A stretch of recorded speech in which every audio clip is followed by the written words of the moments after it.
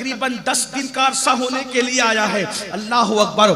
फिलिस्तीन का क्या हाल है, नन्हे नन्हे बच्चों की शहादत, मासूम बच्चों की शहादत। हॉस्पिटल के अंदर इतनी लाशें हैं कि लाशों की पहचान नहीं है। फिलिस्तीन के बच्चे अपने हाथों पर इसलिए नाम लिख रहे कि पता नहीं कब बम बरसे और हम मर जाएं, तो कम से कम हमारे हाथ पर लिखे हुए नाम से हमारी लाश की पहचान तो हो जाए। फिलिस्तीन के मुसलमानों पर जालिम जो जुल्म कर रहे हैं, ए अल्लाह तू जानता है। मौला उनके घर तबाह हो गए, उनकी बस्तियां तबाह हो गई, नन्हे नन्हे बच्चों के खून से होली खेली जा रही, जवान बेटियां बेवा हो गई। मौला वो घर के बेघर हो गए, मौला वो बेछत हो गए। मौला ए अल्लाह फिलिस्तीन के मुसलमानों की मदद फरमा, मौला फिलिस्तीन के मुसलमानों की मदद फरमा। अल्लाहुम्मा सल्लि अला सय्यदिना मुहम्मदिन अल्लाहुम्मा सल्लि। मालिको मौला कहूँ तुझे, बाग़े खलील का गुले ज़ैबा कहूँ तुझे, हिरमा नसीब हूँ तुझे उम्मीद गए कहूँ, जाने मुराद काने तमन्ना कहूँ तुझे। अल्लाह रे तेरे जिस्मे मुनव्वर की ताबिशें, अल्लाह रे तेरे जिस्मे मुनव्वर की ताबिशें, ऐ जाने जा मैं जाने तजल्ला कहूँ तुझे। सुबह वतन पे शामे गरीबा को दू शरफ, सुबह वतन पे शामे गरीबा को दू शरफ, बेकस नवाज के सुओ वाला कहूँ तुझे। मुजरिम हूँ अपने अफ़्व का सामा करूँ शहाब, यानी शफीई रोज़े जज़ा का कहूँ तुझे। और तेरे तो वस्फ़ ऐबे तनाही से है बरी, हैरान हूँ मेरे शाह मैं क्या क्या कहूँ तुझे। और कह लेगी सब कुछ उनके सना ख्वां की खामोशी, चुप हो रहा ये कह के मैं क्या क्या कहूँ तुझे। लेकिन रज़ा ने ख़त्म सुखन इस पे कर दिया, लेकिन गदा ने ख़त्म सुखन इस पे कर दिया। खालिक का बंदा खल्क का आका कहूँ तुझे। आज की ये खूबसूरत सी महफिल, आप लोगों की मोहब्बतें, उलमाए किराम की मोहब्बतें, कमेटी के हजरात की मेहनतें, काविशें, अल्लाह ताला सब कबूल फरमाए। आपने माशाअल्लाह शोरा इस्लाम से, उलमाए किराम से खिताबात सुने, बिलखुसूस शायर इस्लाम जनाब वाहिद अंसारी साहब से भी उनका कलाम आपने समाअत किया। हम लोग एक ही मोहल्ले में, गली के इस कोने पे मैं, गली के उस कोने पे वो रहते हैं। और ये जनाब इरशाद अंजुम जो है वो हमारा बच्चा आज की इस महफिल में शिरकत इसी की जिद बनी के फ़कीर शरीक हो गया। और बहुत देर से आप हज़रात बैठे हुए हैं, थोड़ी देर सिर्फ कोई खिताब नहीं, कोई बयान नहीं, सिर्फ अपने दिल का दर्द आपसे शेयर करना चाहता हूँ। खिताबात मुझसे बहुत बड़े बड़े दानिश्वर उलमा खुतबा से आप सुन चुके हैं, अब किसी खिताब की ज़रूरत नहीं। सिर्फ थोड़ी देर आपके ज़हन दिमाग को अपील करने के लिए अपने दिल का दुखड़ा आपके दरमियान रखना चाहता हूँ। आप बहुत बड़ी तादाद में आए हैं, बहुत देर से आए हैं। अगर आपने कुछ सुन करके समझ लिया तो मैं समझता हूँ कि मेरा आना भी कामयाब है और आपका आना भी कामयाब है। सुभान अल्लाह। इस महफिल का उन्वान और जो सरनामा आपने देखा है वो है बहारे अव्वल कॉन्फ्रेंस। जब भी इस उन्वान को कोई देखेगा तो यकीनन कोई आशिक यही समझेगा कि ये जो बहारे अव्वल है, यकीनन बहारे अव्वल उस गुले अव्वल की आमद पर है जिसने पूरी कायनात को बहारे ही बहारे अता की। दुनिया के अंदर खज़ा था, खज़ा का माहौल था, जिसने इनकलाब बपा किया। वो आए, जमाने में इनकलाब आया, वो आए इंसानों में इनकलाब आया, वो आए जंगलों में इनकलाब आया। अहले इल्म और अहले दानिश की तवज्जो चाहता हूँ, किसी भी इनकलाबी ने जब इनकलाब बपा किया है तो उसने शहरों में और बस्तियों में इनकलाब बपा किया है, लेकिन जिसके नाम से बहार अव्वल कॉन्फ्रेंस है वो ऐसा इनकलाबी है और ऐसा दाइए इनकलाब है जिसकी आमद पर जंगलों में भी इनकलाब आया है, जिसकी आमद पर जंगलों में भी इनकलाब आया है। जंगलों में इनकलाब इस एतबार से आया है कि जब मेरे आका तशरीफ लाए तो जंगली जानवर एक दूसरे को मुबारकबाद पेश कर रहे हैं कि वो आ रहा है जो पूरी कायनात के अंदर इनकलाब बपा करेगा। हाँ हाँ, जिसने इनकलाब पैदा किया है अपनी मेहनतों से, जिसने इनकलाब बपा किया है अपनी काविशों से, अपनी कोशिशों से, अपनी जोहदे मुसलसल से, वो कैसा इनकलाब था। अल्लाह अकबर के नमक और काफूर में फर्क न करने वाले खुदा को पहचानने लग गए। 360 माबूदा ने बातिल के आगे सजदा करने वाले अल्लाह रब्बुल इज्जत एक वादहू ला शरीक के आगे झुकने लग गए। वो कैसा इनकलाब था। अल्लाह अकबर, जहलो गबाबत में डूबने वाली कौम इल्म दानिश की शाहरा का एक अजीम निशान बन गए। जो खुद राह पर न थे वो औरों के हाथी बन गए। आसमान हिदायत के चमकते दमकते सितारे बन गए। अरब के सहरा नशीन क्या इनकलाब था। कैसर और किसरा के ताजदार बन गए। कितना बड़ा इनकलाब हुजूर की आमद से आया। बच्चियों को जिंदा दफन करने वाले, बच्चियों के परवरिश करने वाले बन गए। लोगों पे जुल्म करने वाले, लोगों को इंसाफ अता करने वाले बन गए। दुनिया ने एक दिन वो भी देखा कि अल्लाह अकबर, गुलामों की हैसियत जानवरों से भी बदतर है। हुजूर की आमद से पहले, बहार अव्वल से पहले जानवरों से भी बदतरीन गुलामों के साथ सलूक किया जाता है। और एक दिन वो भी देखा कि गुलाम काबे की छत पे नजर आता है। एक दिन वो भी देखा गुलाम आका की ऊंटनी पे नजर आता है और आका ऊंटनी की नकेल लेकर के चलता हुआ नजर आता है। ये इनकलाब था उनकी आमद का। लेकिन आज जो गुफ्तगू करनी है, हुजूर क्यों आए, आज का जो उन्वान हमने आज के लिए रखा है, हुजूर क्यों आए, हुजूर अलैहिस्सलाम की आमद का मकसद क्या था, आज इस पर थोड़ी सी गुफ्तगू, लेकिन कोई जज्बाती नहीं बल्कि आपके ज़हन और दिमाग को अपील करना है। हुजूर क्यों तशरीफ लाए।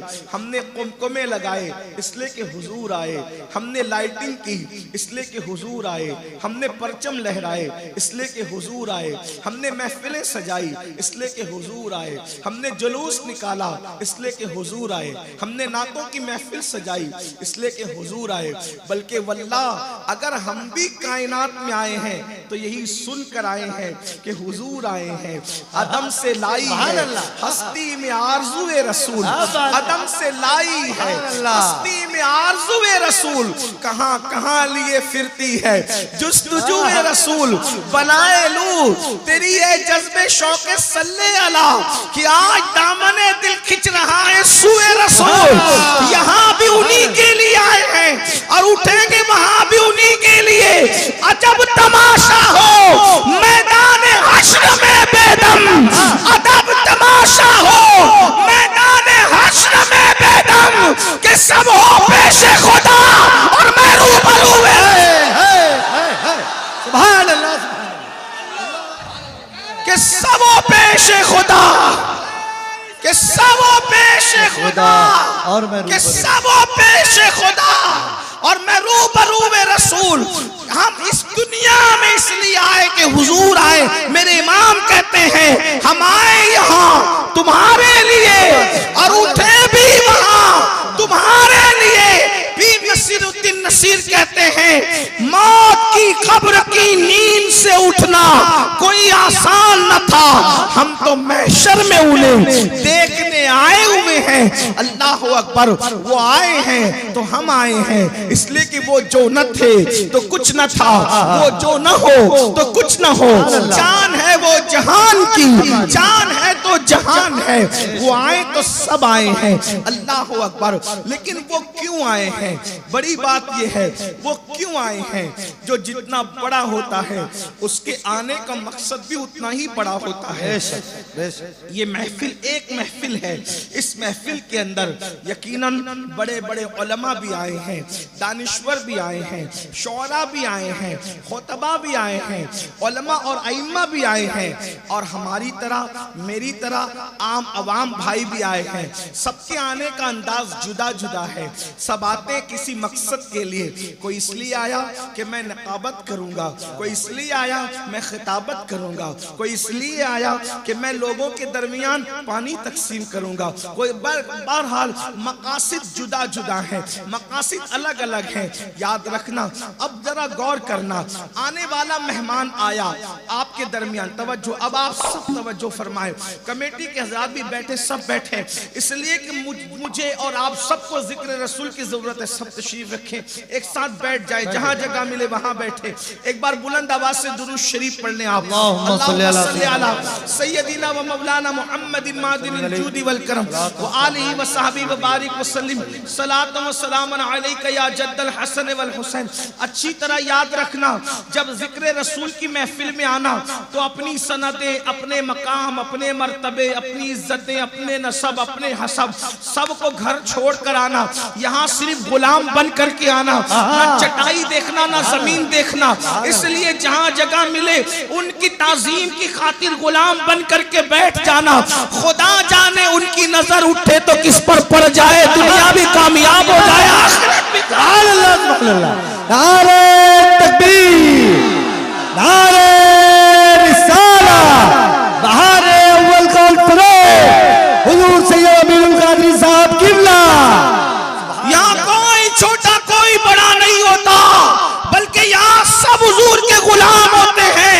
बस बात इतनी होती है कि जिस पर नजर पड़ जाती है वही इमाम बन जाता है। इसलिए मेरी खुद की भी कोशिश होती है कि जब मैं मिंबर पे आऊं और कोई हुजूर की सना कर रहा हो तो मैं सबके बराबर बैठूं। क्यों? क्योंकि यहाँ सब बराबर है। कुर्सी पे बैठने का हक अमीनुल कादरी को नहीं, कुर्सी पे बैठने का हक जाकिर रसूल को जिक्र रसूल की वजह से है। इसलिए जब तक मैं जिक्र नहीं करता मैं भी बराबर में बैठता हूँ, और जब जिक्र का मौका आता है तो अब अमीन नहीं बैठ रहा है बल्कि जिक्र रसूल करने वाला इस तसव्वुर से बैठा जाता है। इसलिए आपसे भी कहता हूँ अल्लाह अकबर। बस बात इतनी है कि उनको राजी कर लो, जिस अदा से कर सकते हो कर लो, जिस कलाम से कर सकते हो कर लो। हुजूर ताजुश्शरिया ने बड़ी खूबसूरत बात कही थी, जो पिया को भाए अख्तर वो सुहाना राग है, जो पिया को भाए अख्तर वो सुहाना राग है, जिससे ना खुश है पिया वो राग नहीं अच्छा।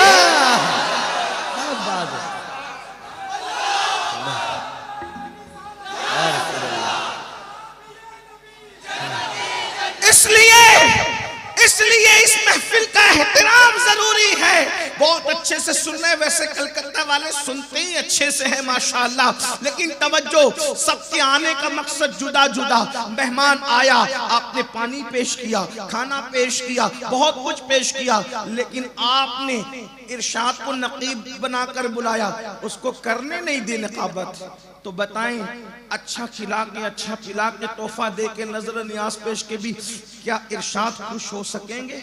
क्योंकि उसका मकसद पूरा नहीं हुआ। आपने गैर चीजें जो मकसद से मुताल्लिक नहीं थी वो सब कुछ किया इजहार मोहब्बत में, लेकिन काम न बनेगा कि वो खुश ना होगा। क्योंकि अगर उनकी नजर मकसद, जाहिर सी बात है आदमी मुखलिस हो तो नजर उसके मकसद पर होती है, मकसद पूरा नहीं हुआ वो नाराज होकर चला जाए। शादाब पैकर साहब वो आए, मकसद था नात पढ़ना, हुजूर का जिक्र करना, खिलाया पिलाया सब किया, लेकिन मकसद पूरा नहीं किया। मैं नहीं समझता कि वो खुश हो। इसी तरीके से जमन साहब, मुराद यूसुफी साहब और भी दीगर उलमा जिनके नाम मैं नहीं जानता, ये सब आए, आपने सब किया, मकसद पूरा नहीं किया। तो एक दुनिया का फरेबकार आपकी नजर नियाज और खिदमत पर तो खुश हो सकता है, लेकिन जिसकी जिंदगी का मकसद ही मकसद हो, क्या बात है, वो आपके इस तर्ज अमल से खुश नहीं हो सकता। जैसे मिसाल के तौर पे मुझ जैसे नाचीज फकीरी को ले लें, आपने बुलाया कि चले आप थोड़ा बयान करना, और आप मेरी बड़ी खिदमत करें, मेरा बयान ही ना सुने, तो मेरे दिल पर अच्छी चीज नहीं गुजरेगी। मैं ये सोचूंगा कि चले आइंदा यहाँ नहीं आना। यानी एक मिसाल समझा रहा हूं, आप तो सुन रहे हैं, मुझे बहुत अच्छे से सुन रहे हैं, दिल की गहराइयों से आपके लिए दुआ, बहुत अच्छे से सुन रहे हैं, अक्सर लोग सुन रहे हैं, लेकिन बात क्या है, हर सवाले फिक्र इंसान कोई मकसद के तहत आता है, और जब मकसद पूरा नहीं होता तो फिर वो खुश नहीं होता, फिर आप चाहे जो कर लें। उलमा की मौजूदगी है, मिलाद मुस्तफा का मनाना एक मुस्तहब और अच्छा अमल है, लाइटिंग का लगाना एक अच्छा अमल है, नातों की महफिल सजाना एक अच्छा अमल है, अलामत है सुन्नियत की और इश्क रसूल की। इस पर कोई कलाम नहीं, करते थे, करते हैं और इंशाअल्लाह करते रहेंगे, बल्कि नस्लों को वसीयत कर जाएंगे कि जब तक हयात रहना इश्क की इन अलामतों को तहफ्फुज़ फराहम करते रहना। लेकिन ये सब चीजें फर्ज नहीं है, ये गैर जरूरी भी नहीं है, लेकिन फर्ज भी नहीं है। फर्ज क्या है, हुजूर अलैहिस्सलाम किस मकसद के लिए आए, उस मकसद को पहचान कर उस मकसद को पूरा करना, ये हमारे लिए फर्ज है। अब हम सोचे कि हुजूर आए क्यों, उनके आने का मकसद क्या था, तो उनके आने का मकसद अल्लाह अकबर, जो बहार अव्वल है, पूरी कायनात मुंतजिर थी, वो मुंतजर थे कि वो आएंगे, वो आएंगे, वो आएंगे। सारे नबी उनकी आमद के डंके बजाते रहे कि वो आएंगे, मूसा वो आएंगे, ईसा वो आएंगे, दाऊद वो आएंगे, अय्यूब वो आएंगे, यूसुफ वो आएंगे, इब्राहिम वो आएंगे। सब यही डंके बजाते रहे। रसूल उन्हीं का तो मुजदा सुनाने आए हैं, उन्हीं के आने की धूमें मचाने आए हैं। जो चाहेंगे, जिसे चाहेंगे ये उसे देंगे, करीम है वो खजाने लुटाने आए हैं। अल्लाह अकबर, जो गिर रहे थे उन्हें नाइबों ने थाम लिया, ये गिरते पड़तों को सीने लगाने आए हैं। और नसीब तेरा चमक उठा देख तो नूरी, अरब के चांद लहद के सरहाने आए हैं। अल्लाह अकबर, डंके थे, हर नबी आकर कहते वो आएंगे, वो आएंगे, वो आएंगे। कितने खुश नसीब हो कि अल्लाह अकबर, हम ये अब नहीं कहते कि वो आएंगे, हर नबी कहते थे वो आएंगे, नबियों की उम्मतें कहती थी वो आएंगे, लेकिन हम खुश नसीब, हम कहते वो आ चुके हैं, वो तशरीफ ला चुके हैं। अंबिया कमो बेश 70 अंबिया जिसके उम्मती बनने की दुआएं करें। तवज्जो करना, क्या नसीब पाया है। अपनी हैसियत को समझो, अपने मकाम को समझो, अपनी अजमत को समझो, अपनी बुजुर्गी को समझो। 70 अंबियाए किराम जिनके उम्मती बनने की दुआ करते रहे, अल्लाह रब्बुल इज्जत ने उन अंबिया की नालैन के सदके बिन मांगे हमें उस नबी का उम्मती किया है, जिसके उम्मती बनने की दुआ अंबिया करते रहे। लेकिन आपसे पूछता हूँ, उनकी आमद का मकसद क्या है? आमद का मकसद कुरान बयान करता है, हुवल्लज़ी अरसला रसूलहू बिल हुदा व दीनिल हक़ लियुज़हिरहू अला दीन कुल्लिही। वो अल्लाह है जिसने दीने हक के साथ अपने रसूल को भेजा। क्यों? क्यों? लियुज़हिरहू अला दीन कुल्लिही, कि ये दीने हक सारे अदियाने बातिल पर गालिब आ जाए, सारे मजहबों पर गालिब आ जाए। मतलब क्या? आगे का टुकड़ा सुन ले, उसके बाद मतलब बयान करते हैं। वलौ करहल मुशरिकून, अगर मुशरिकीन बुरा मनाते रहे तो मनाते रहे, उनके चेहरे उतरते तो उतरते रहे, उनको बुरा लगता है तो लगता रहे, लेकिन अल्लाह का दीन गालिब होकर रहेगा। रसूलुल्लाह गलबे दीन के लिए तशरीफ लाए, दीन को गालिब करने के लिए तशरीफ लाए। अब आपसे पूछना चाहता हूँ, गलबे दीन का मतलब क्या है? गलबे दीन का मतलब क्या है? हुजूर की आमद का मकसद गलबे दीन है, आका की आमद का मकसद गलबे दीन है। और अल्लाह अकबर, गलबे दीन क्या है? गलबे दीन ये है कि हर काला गोरा, हर सिया व सफेद, हर मशरिकी मगरबी हुजूर अलैहिस्सलाम के निजाम रहमत के नीचे आ जाए और हुजूर जो दीन ले करके आए सब उस दीन पर अमल पैरा हो जाए। मिसाल के तौर पर हुजूर दीन लाए, हुजूर ईमान की बातें लाए, हुजूर अल्लाह का फरमान लाए, हुजूर अल्लाह का पैगाम लाए। अब सब लोग उसको कबूल करें, यानी लोग इस्लाम कबूल करें, लोग इस्लाम की बातें कबूल करें। दुनिया में एक ही कानून हो, अल्लाह का कानून। दुनिया में एक ही कानून हो, इंसाफ का कानून। दुनिया में एक ही कानून हो, अदल का कानून। हर छत के नीचे बसने वाला ला इलाहा इल्लल्लाह मुहम्मदुर रसूलुल्लाह पढ़ने लग जाए, हर छत के नीचे रहने वाला शराब से बचे, जुआ से बचे, जिना से बचे, जुल्म से बचे, ज्यादती से बचे। ये गलबे दीन है, दीन का गलबा है। ये मैंने इख्तिसार के साथ मफहूम पेश किया, लेकिन इसकी और भी तौज़ी और तशरीहात मौजूद है। अब आपसे पूछना चाहता हूँ, इस गलबे दीन के लिए यानी मकसद को पूरा करने के लिए अल्लाह के रसूल ने मेहनत कितनी की है? असल उन्वान ये है आज की गुफ्तगू का, मेहनत कितनी की है। हमें रसूलुल्लाह के मोजज़ात याद हैं। मैं मोजज़े रसूल का मुनकिर नहीं, वल्लाह हमारा अकीदा तो ये है कि वो सर के बालों की नोक से लेकर पैर के नाखून तक सरापा मोजज़ा है। उनके मोजज़ात की कोई गिनती नहीं है, कोई हद नहीं है, कोई शुमार नहीं है, बल्कि आज भी मेरे नबी के मोजज़ात का ज़ुहूर हो रहा है। आज भी रसूलुल्लाह के मोजज़ात का ज़ुहूर हो रहा है। क्या ये मोजज़ा नहीं है? अल्लाह अकबर, बिन देखे कौन किसको चाहता है? इश्क के लिए देखा जाता है तब इश्क होता है, लेकिन क्या ये मोजज़ा नहीं है? देखने वाले भी इश्क करते हैं, बिन देखे लोग इश्क करते हैं, उनमें मरते हैं। बिन देखे जब ये आलम है तो दीदार का आलम क्या होगा?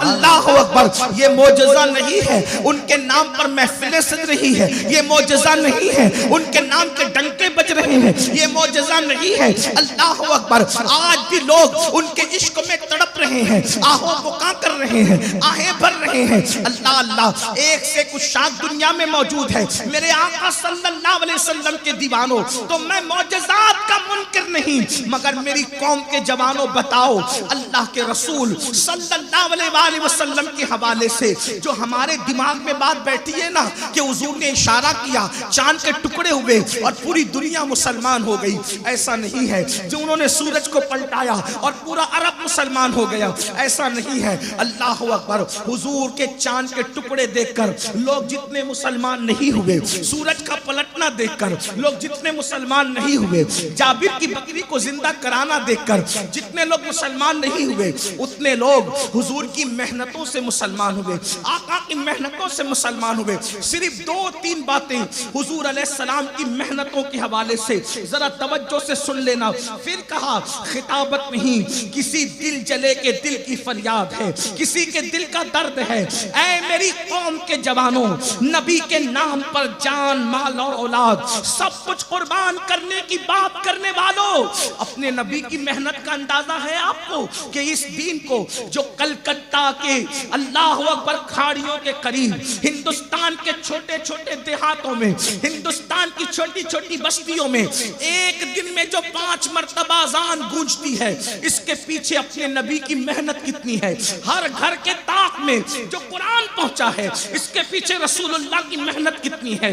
हर मुसलमान जो कलमा तैयबा कलमा पढ़ता है, इसके पीछे रसूलुल्लाह की मेहनतें कितनी हैं, आज उसका एहसास कर लो। जानते हैं अल्लाह के रसूल ने कितनी मेहनत की है, अब उसको महसूस करें। हदीस पाक में आता है, सीरत निगार लिखते हैं कि जब तक के अल्लाह के रसूल सल्लल्लाहु अलैहि वसल्लम ने फारान की चोटी से नबुव्वत का ऐलान नहीं किया था, उस वक्त तक के पूरा मक्का अल्लाह के रसूल को सादिकुल वादुल अमीन कहता था। लेकिन अल्लाह अकबर, वही रसूल जब फारान की चोटी से नबुव्वत का ऐलान करते हैं तो कोई पत्थर मार रहा है, कोई गालियां दे रहा है। सूरत हाल ये है, अल्लाह अकबर, वो रसूल पूरा मक्का जिसको सादिकुल वादुल अमीन कहता था, जब अपने मिशन की तरफ हुजूर बढ़े हैं तो अल्लाह अल्लाह हुजूर पर एक दिन वो भी आया कि हुजूर अलैहिस्सलाम अपने घर में न रह सके। अल्लाह के रसूल अपने घर में नहीं रह सकते थे क्योंकि रात में हुजूर के घर पे पत्थर बरसाए जाते थे, हुजूर के घर पे पत्थर बरसाए जाते थे। अल्लाह के रसूल की जान को हर वक्त खतरा लगा रहता था। तो अल्लाह के रसूल अलैहिस्सलाम अपने घर से निकलकर हजरत अरकम के मकान में, दारे अरकम में मौजूद रहते थे। सहाबा कहते हैं कि जब हम हजरत अरकम के मकान में, दारे अरकम में हुजूर से मिलने जाते तो दाएं बाएं देखते हुए जाते, बल्कि बास सहाबा का हाल तो ये था, उनको डर लगता था अगर खड़े खड़े जाएंगे, चलते हुए जाएंगे, कोई दुश्मन पीछे से आ गया तो अल्लाह के रसूल को आकर के वो अजियत पहुंचाएगा। तो वो घुटने और हाथ को जमीन पे यूं रख करके चलते हुए जाते थे हजरत अरकम के मकान की तरफ। अल्लाह अकबर, हुजूर अलैहिस्सलातु व तस्लीम के घर का हाल ये था कि जब काफिर मक्के के गुंडे आप पर हमला करके आपको जख्मी करते थे तो कभी कभी सूरत हाल यहां तक पहुंचती थी कि अल्लाह के रसूल के सरे अनवर से अगर खून बहता तो हुजूर के सर पे पट्टी बांधने के लिए सहाबा के पास कपड़ा भी नहीं होता, तो उम्मुल मोमिनीन अपना दुपट्टा फाड़ कर अल्लाह के रसूल के सर पर वो पट्टी बांध दिया करती थी। जिस दीन की बात हम करते हैं, जिस दीन की बात करते हैं, उस दीन के लिए जिस नबी से आप और हम जान से ज्यादा मोहब्बत का दावा करते, उनकी मेहनत। आज अगर कोई बेटा अपने बाप का वफादार हो तो वो अपने बाप की दौलत को दांव पर नहीं लगाता, ये कह करके मेरे बाप का पसीना, सर का पसीना पैर तक आया है, उसने मेहनत करके ये गुलशन सजाया है, तो आज मैं अपने बाप की मेहनत को दांव पर कैसे लगा दूं। मैं कहता हूं, बाप की मेहनतों का एहसास करने वालों, क्या रसूल पाक की मेहनतों का एहसास भी है? अगर बाप का पसीना सर का पैर तक आता है तो आपको बाप की मेहनत का इतना एहसास है कि आप बाप की जमा की हुई दौलत को जाय नहीं करते। लेकिन रसूल पाक का पसीना सर का पैर तक नहीं आया, तुझे बाप के पसीने का तो ख्याल है मेरे अजीज, क्या तुझे रसूलुल्लाह के खून का भी ख्याल है? ये दीन की खेती जो हरी हुई है, करबला में बहने वाले खून ने तो दीन बचाया है, रसूलुल्लाह के खून ने दीन को फैलाया है। मेहनतें देखो हुजूर की। उसके बाद दूसरी बात सुने, अगर जिसे पता है पता है, जिसको नहीं पता अपने उलमा से सुन ले। अल्लाह के रसूल को 3 साल तक उनके खानदान के साथ जब सोशल बाइकाट किया गया तो एक घाटी के अंदर हुजूर के घर वाले 3 साल तक के कैद कर दिए गए। 3 साल तक न कोई इनसे बात करेगा, न कोई इनसे गुफ्तगू करेगा, न कोई इनसे खरीदेगा, न कोई इनको बेचेगा। सहाबी रसूल बयान करते हैं, रसूलुल्लाह के घर के बच्चे, हज़रत साद इब्न अबी वक़ास फरमाते हैं, रसूलुल्लाह के घर के बच्चे दरख्त की पत्तियां खाते थे, चमड़ा जला करके, चमड़ा जल जाता तो उसको पीस कर पाउडर बनाकर पानी में डालकर छोटे छोटे बच्चे पी लेते थे। हुजूर के घर के बच्चे जब दरख्त की पत्तियां चबाते थे तो उनके होठ छिल जाते थे, लकड़ियां चबाते थे, छाल, दरख्तों की छाल, बल्कि यहाँ तक कहते हैं हजरत जाफर तैयार के जब शाब अबी तालिब के अंदर रसूलुल्लाह का घराना कैद था, तो रात को कोई नरम चीज पैर से टकरा जाती तो हम उसी को लेते और धो करके उसको मुंह में डाल करके चबाने लगते। 3 साल तक ये हालात हुजूर अलैहिस्सलाम के खानदान ने फेस किए। ये दीन इतनी आसानी से नहीं। उम्मुल मोमिनीन सैयदा आयशा सिद्दीका फरमाती हैं, या रसूल अल्लाह, आपकी जिंदगी का सबसे मुश्किल तरीन दिन कौन सा था? बस इस पर बात आगे बढ़ती है और इख्तिताम की तरफ बढ़ती है। आपकी जिंदगी का जो मुश्किल कुशा अली हैं, तवज्जो आपकी, जो अली मुश्किल कुशा है, उस अली का भी जो मुश्किल कुशा है, उसकी जिंदगी का सबसे मुश्किल तरीन दिन कौन सा है?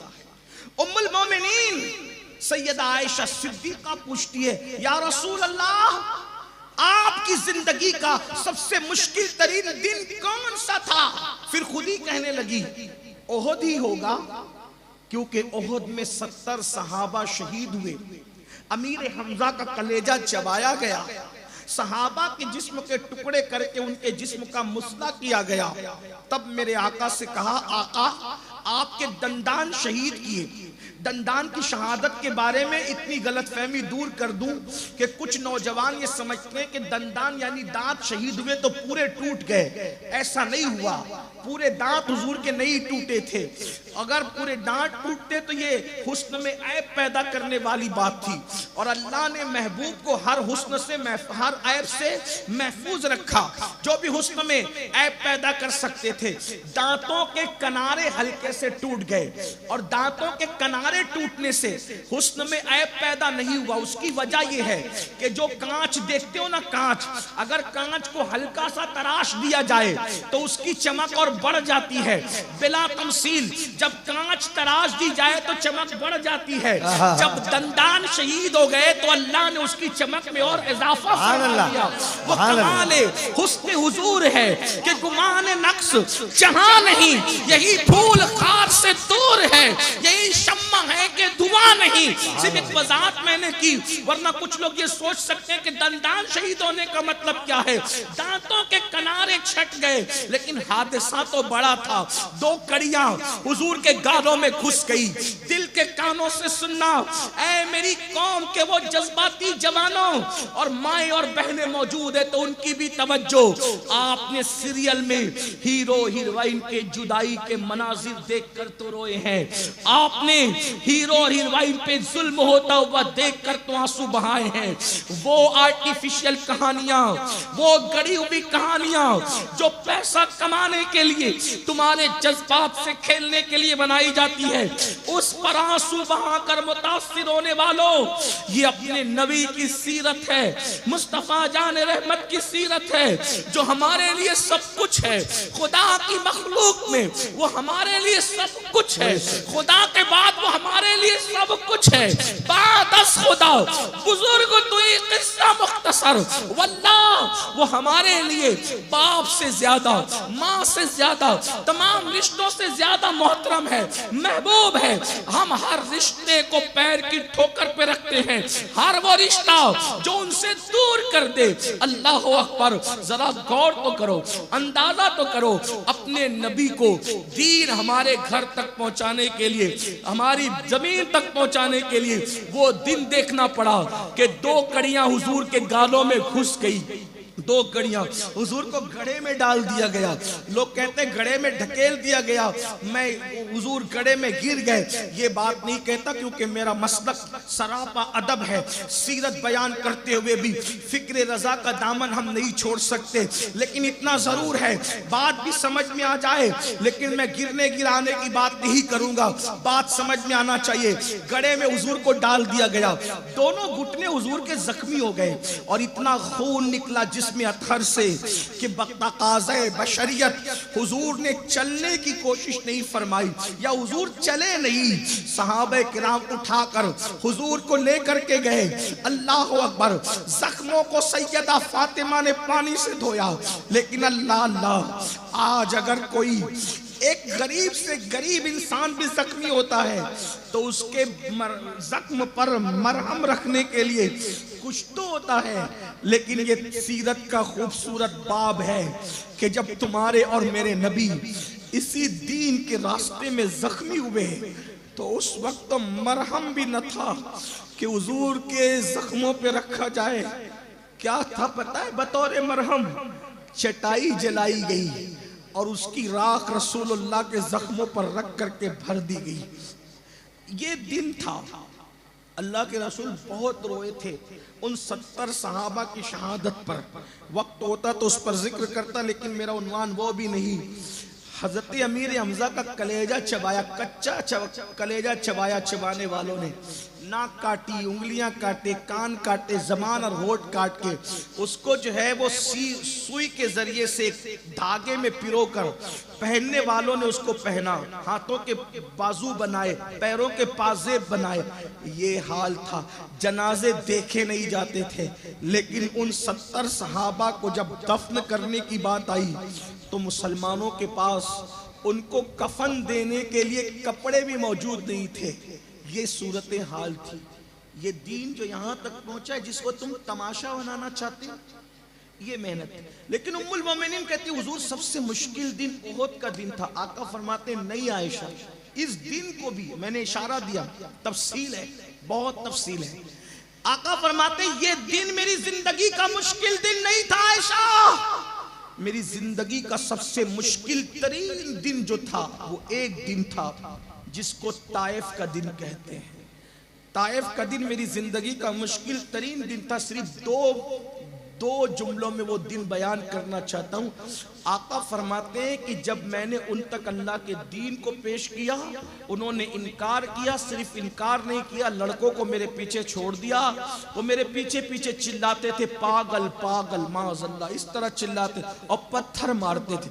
इतने पत्थर मारे कि मेरा पूरा जिस्म खून से लहू लहान हो। अलैन पहन रखी थी, जूता शरीफ पहन रखा था, वो खून से भर गया, वो खून से भर गया। और अल्लाह के रसूल एक दरख्त की टहनी पकड़ के जमीन पे बैठ गए। आका फरमाते आयशा जब मैं दरख्त की टहनी पकड़कर जमीन पे बैठ गया तो ताइफ के उन लड़कों ने मेरे दोनों बाजू पकड़ के मुझे उठाकर खड़ा किया। जरा तसव्वुर में लाएं सीरत का ये पहलू जो जिंदगी रसूल का सबसे मुश्किल तरीन दिन है, और महसूस करो हम हुजूर से वफा कर रहे हैं या बेवफाई कर रहे हैं, हुजूर से इश्क कर रहे हैं या हुजूर का दिल दुखा रहे हैं, हुजूर की ताज़ीम कर रहे हैं या हुजूर की मेहनतों के साथ हम गफलत कर रहे हैं। अल्लाह अकबर। आका फरमाते थे आयशा जब मैं दरख्त की टहनी पकड़कर बैठ गया और जख्मों ने मुझे चूर कर दिया और इतना खून निकला कि पूरा लिबास खून में भर गया, तो उन्होंने दोनों बाजू पकड़कर मुझे उठाया और उठा करके खड़ा किया। और खड़े करके जब उन्होंने बाजू पकड़ के खड़े किया, हालांकि बतकाज़े बशरियत उस वक्त मैं खड़ा नहीं होना चाहता था, इतनी तकलीफ और अजियत थी, लेकिन उन्होंने हाथ पकड़ के खड़ा किया और मेरी पिंडलियों पे पत्थर मारे, मेरी पिंडलियों पे पत्थर मारे। अल्लाह के रसूल अलैहिस्सलाम फरमाते हैं ये मेहनत है अल्लाह के दीन के लिए। और वो जो आखिरी जुमला ताइफ को जो मुकम्मल करता है, जब हुजूर अलैहिस्सलाम ताइफ की वादियों के अंदर बैठकर आंसू बहा रहे थे दर्द की वजह से, और दाढ़ी आंसुओं से तर थी, एक ही गुलाम साथ था, हुजूर पैदल गए थे ताइफ में, सवारी भी न थी। तो उस वक्त जिब्रील आए, अर्ज की अल्लाह आपको सलाम कहता है और अल्लाह ने मुझे हुक्म दिया है कि ये पहाड़ों का फरिश्ता खिदमत के लिए हाजिर है, हुजूर बताएं आपका हुक्म क्या है। अगर आप कहें तो ताइफ की दोनों पहाड़ियों को आपस में मिलाकर इन ताइफ के गुंडों को हमेशा के लिए खत्म कर दिया जाए। तो मेरे आका ने चेहरा जिब्रील की तरफ उठा करके कहा था, जिब्रील अल्लाह ने मुझे तबाही के लिए नहीं बल्कि आबादी के लिए भेजा है। ये ईमान नहीं लाते, इंशाअल्लाह इनकी आने वाली नस्लें मुझ पर ईमान लाएगी। इसलिए मैं इनकी बर्बादी की दुआ नहीं करता, लेकिन आपसे पूछता हूँ मेरी कौम के जवानों, हुजूर ने गलबे दीन के लिए, अल्लाह के दीन को हमारे घर तक पहुँचाने के लिए इतनी मेहनत की। न किसी आलिम की मेहनत उनके सामने कुछ, न किसी खतीब की, न किसी अदीब की। कोई कितना ही बड़ा दाई है, दीन है, अदीब है, खतीब है और कुछ भी है, हुजूर की जिंदगी का वो एक दिन उसके सामने किसी की मेहनत कोई हैसियत नहीं रखती। हुजूर ने वो मेहनत की। अब आप मुझे बताएं, कोई इतनी मेहनत से अल्लाह का दीन हमारे घर तक पहुंचाए और फिर हम उस दीन पर अमल न करें तो हुजूर के दिल पर क्या गुजरेगी, इतना सोचो। गुंबदे खजरा में हुजूर के दिल पर क्या गुजरती होगी। अब आप मुझे बताएं, हुजूर ने ना अपने बच्चों की तरफ देखा, ना अपनी आल की तरफ देखा, ना अपने घर वालों की तरफ देखा, ना दोस्तों यारों की तरफ देखा। एक धुन थी, अल्लाह के दीन का गलबा, अल्लाह के दीन का गलबा, अल्लाह के दीन का गलबा। गलबे दीन के लिए इतनी मेहनतें थी। उम्मुल मोमिनीन फरमाती हैं 3-3 महीने तक रसूलुल्लाह के घर में चूल्हा नहीं जलता था। उम्मुल मोमिनीन फरमाती है एक दिन सहाबा आए, उसकी हुजूर इतनी भूख लगी है कि हमने पेट की जलन को खत्म करने के लिए अपने पेटों पर एक एक पत्थर बांध लिया है। तो अल्लाह के रसूल सल्लल्लाहु अलैहि वसल्लम से जब भूख की शिकायत करते हुए पेट का एक पत्थर बताया तो हुजूर ने जब अपने पेट से चादर हटाई तो सहाबा सब अपना गम भूल गए कि सबके पेट पर एक पत्थर था और रसूलुल्लाह के पेट पर 2-2 पत्थर बंधे हुए थे। ये मेहनत है। अब आपसे पूछता हूं, इस मेहनत का सिला हम दे तो कुछ नहीं सकते, लेकिन दे क्या रहे हैं। गलबे दीन का मतलब क्या था, सब कलेमा पढ़े चले। एक अक्सर तादाद कलमा पढ़ रही है दुनिया में, 250 करोड़ लोग हुजूर की मेहनत से कलमा पढ़ चुके। ये दीन का सिलसिला आगे बढ़ेगा, लेकिन हम क्या कर रहे हैं। गलबे दीन क्या था कि हम मस्जिदों को भर देते, हम मस्जिदों को भर देते। आपसे पूछता हूं, कितने मुसलमान हैं जो हुजूर अलैहिस्सलाम की इस मेहनत को सामने रखकर मस्जिदों को भरने के लिए जाते हैं। फजर की नमाज में जब सोते पड़े रहते हो तो हुजूर अलैहिस्सलाम के दिल पे क्या गुजरती होगी। हुजूर की मेहनतों का यही सिला है। आप बताओ, फिर हमारे नौजवान अगर शराब पीते हैं, नशा करते हैं, जुआ खेलते हैं, औरतों पर पाप की नजर डालते हैं, बल्कि यहां तक आशिक रसूल कहलाने वाले जलसे में जिनके जज्बात बेकाबू हैं, जब वो किसी लड़की के साथ फहश और जिना की गुफ्तगू करते होंगे तो मौलवी साहब को तो नहीं पता कि आप क्या कर रहे हैं, लेकिन मौला मुस्तफा जाने रहमत को तो पता है ना कि आप और हम करते क्या हैं। उस वक्त हुजूर के दिल पे क्या गुजरती होगी। जब सट्टा और सूद और हराम धंधे करते हो उस वक्त हुजूर के दिल पे क्या गुजरती होगी। जब अपने पड़ोस की औरतों पर पाप की नजर डालते हो उस वक्त हुजूर के दिल पे क्या गुजरती होगी।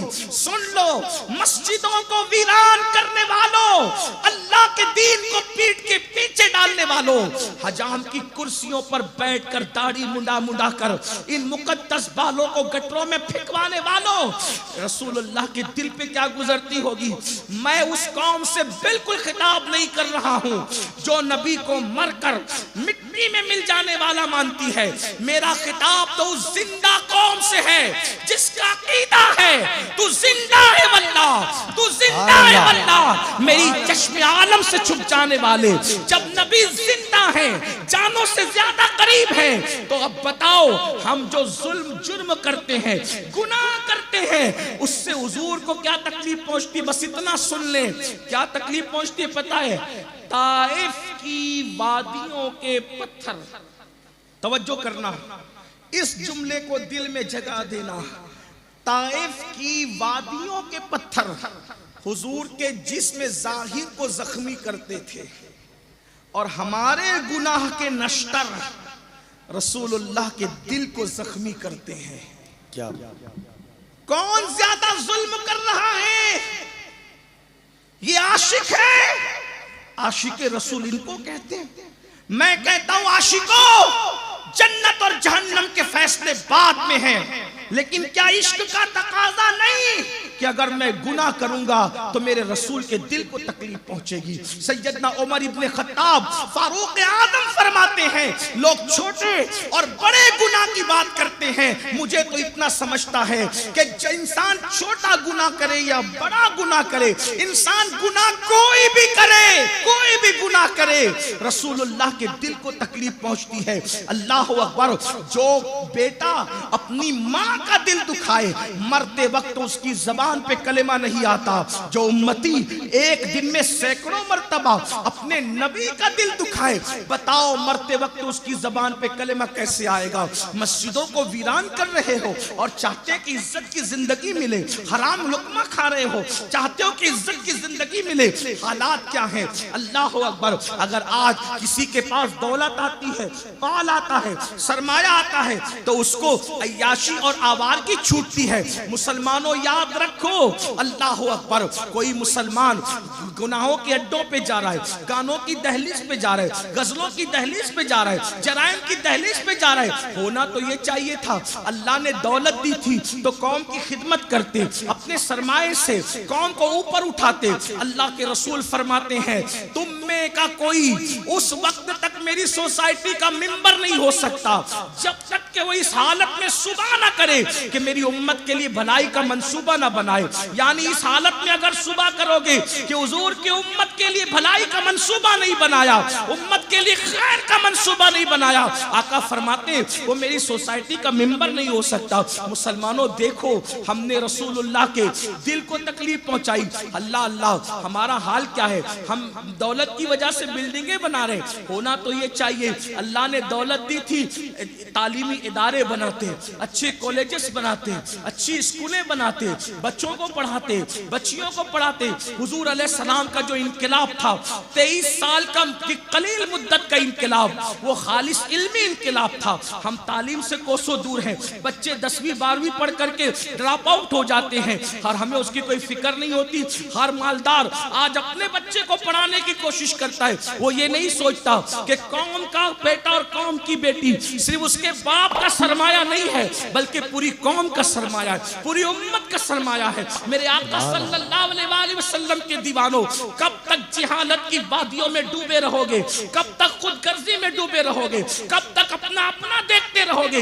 याद रखना, अल्लाह अकबर, जो सिर्फ अपने लिए जीते हैं जिंदा रहकर भी मुर्दा होते हैं, जो किसी मकसद के लिए जीते हैं, जब तक मकसद जिंदा होता है उनका नाम जिंदा होता है। अगर आज सहाबा का नाम लिया जा रहा है, अगर आज औलिया अल्लाह का नाम लिया जा रहा है, अगर आज ताबईन का नाम लिया जा रहा है, अगर आज तबे ताबईन का नाम लिया जा रहा है, वजह उन्होंने एक मकसद के लिए जिंदगी गुजारी और आज हम सिर्फ खाने और पीने और सोने के लिए है। देखो दुनिया किस कदर हमारी दुश्मन बनी हुई है। अल्लाह अकबर, हालात कितने बद से बदतर है। तकरीबन 10 दिन का अरसा होने के लिए आया है। अल्लाह अकबर, फिलिस्तीन का क्या हाल है? नन्हे नन्हे बच्चों की शहादत, मासूम बच्चों की शहादत। अल्लाह अकबर, गौर करें, बेगुनाह बच्चों की शहादत। अल्लाह अकबर, सोचो तो सही, अगर बहनें मौजूद है उनसे पूछता हूँ, एक माँ इस दर्द को समझ सकती है, एक माँ इस दर्द को समझ सकती है। अगर किसी माँ की गोद में उसके बच्चे को शहीद कर दिया जाए, उस माँ का दिल क्या कहेगा? जरा गौर तो करें। आप हजरात इसलिए जमीन पे जिंदा हो ताकि फिलिस्तीन की वो मजलूमों की वीडियो को एक दूसरे के व्हाट्सएप पर सिर्फ शेयर करो और कहो कि क्या हो गया। आप क्या कर रहे हैं उनके लिए? आपने क्या किया उनके लिए? बताओ, इतनी खुदगर्जी, इतनी बेहिसी। अल्लाह अकबर, अब आपसे पूछता हूं, कलकत्ता वालों, अगर इसी का नाम उम्मत का दर्द है, इसी का नाम इंसानियत का दर्द है, इसी का नाम कौम का दर्द है, क्या सिर्फ फोटो और वीडियो शेयर करने की हद तक है? ये काम तो दुश्मन भी कर रहा है। हम सिर्फ वीडियो फोटो शेयर करने वाले नहीं। कभी सोचा इनके साथ ये हो रहा है? हॉस्पिटल के अंदर इतनी लाशें हैं, इतनी लाशें हैं कि लाशों की पहचान नहीं है। मैं आपको कोई जज्बात में नहीं लाना चाहता।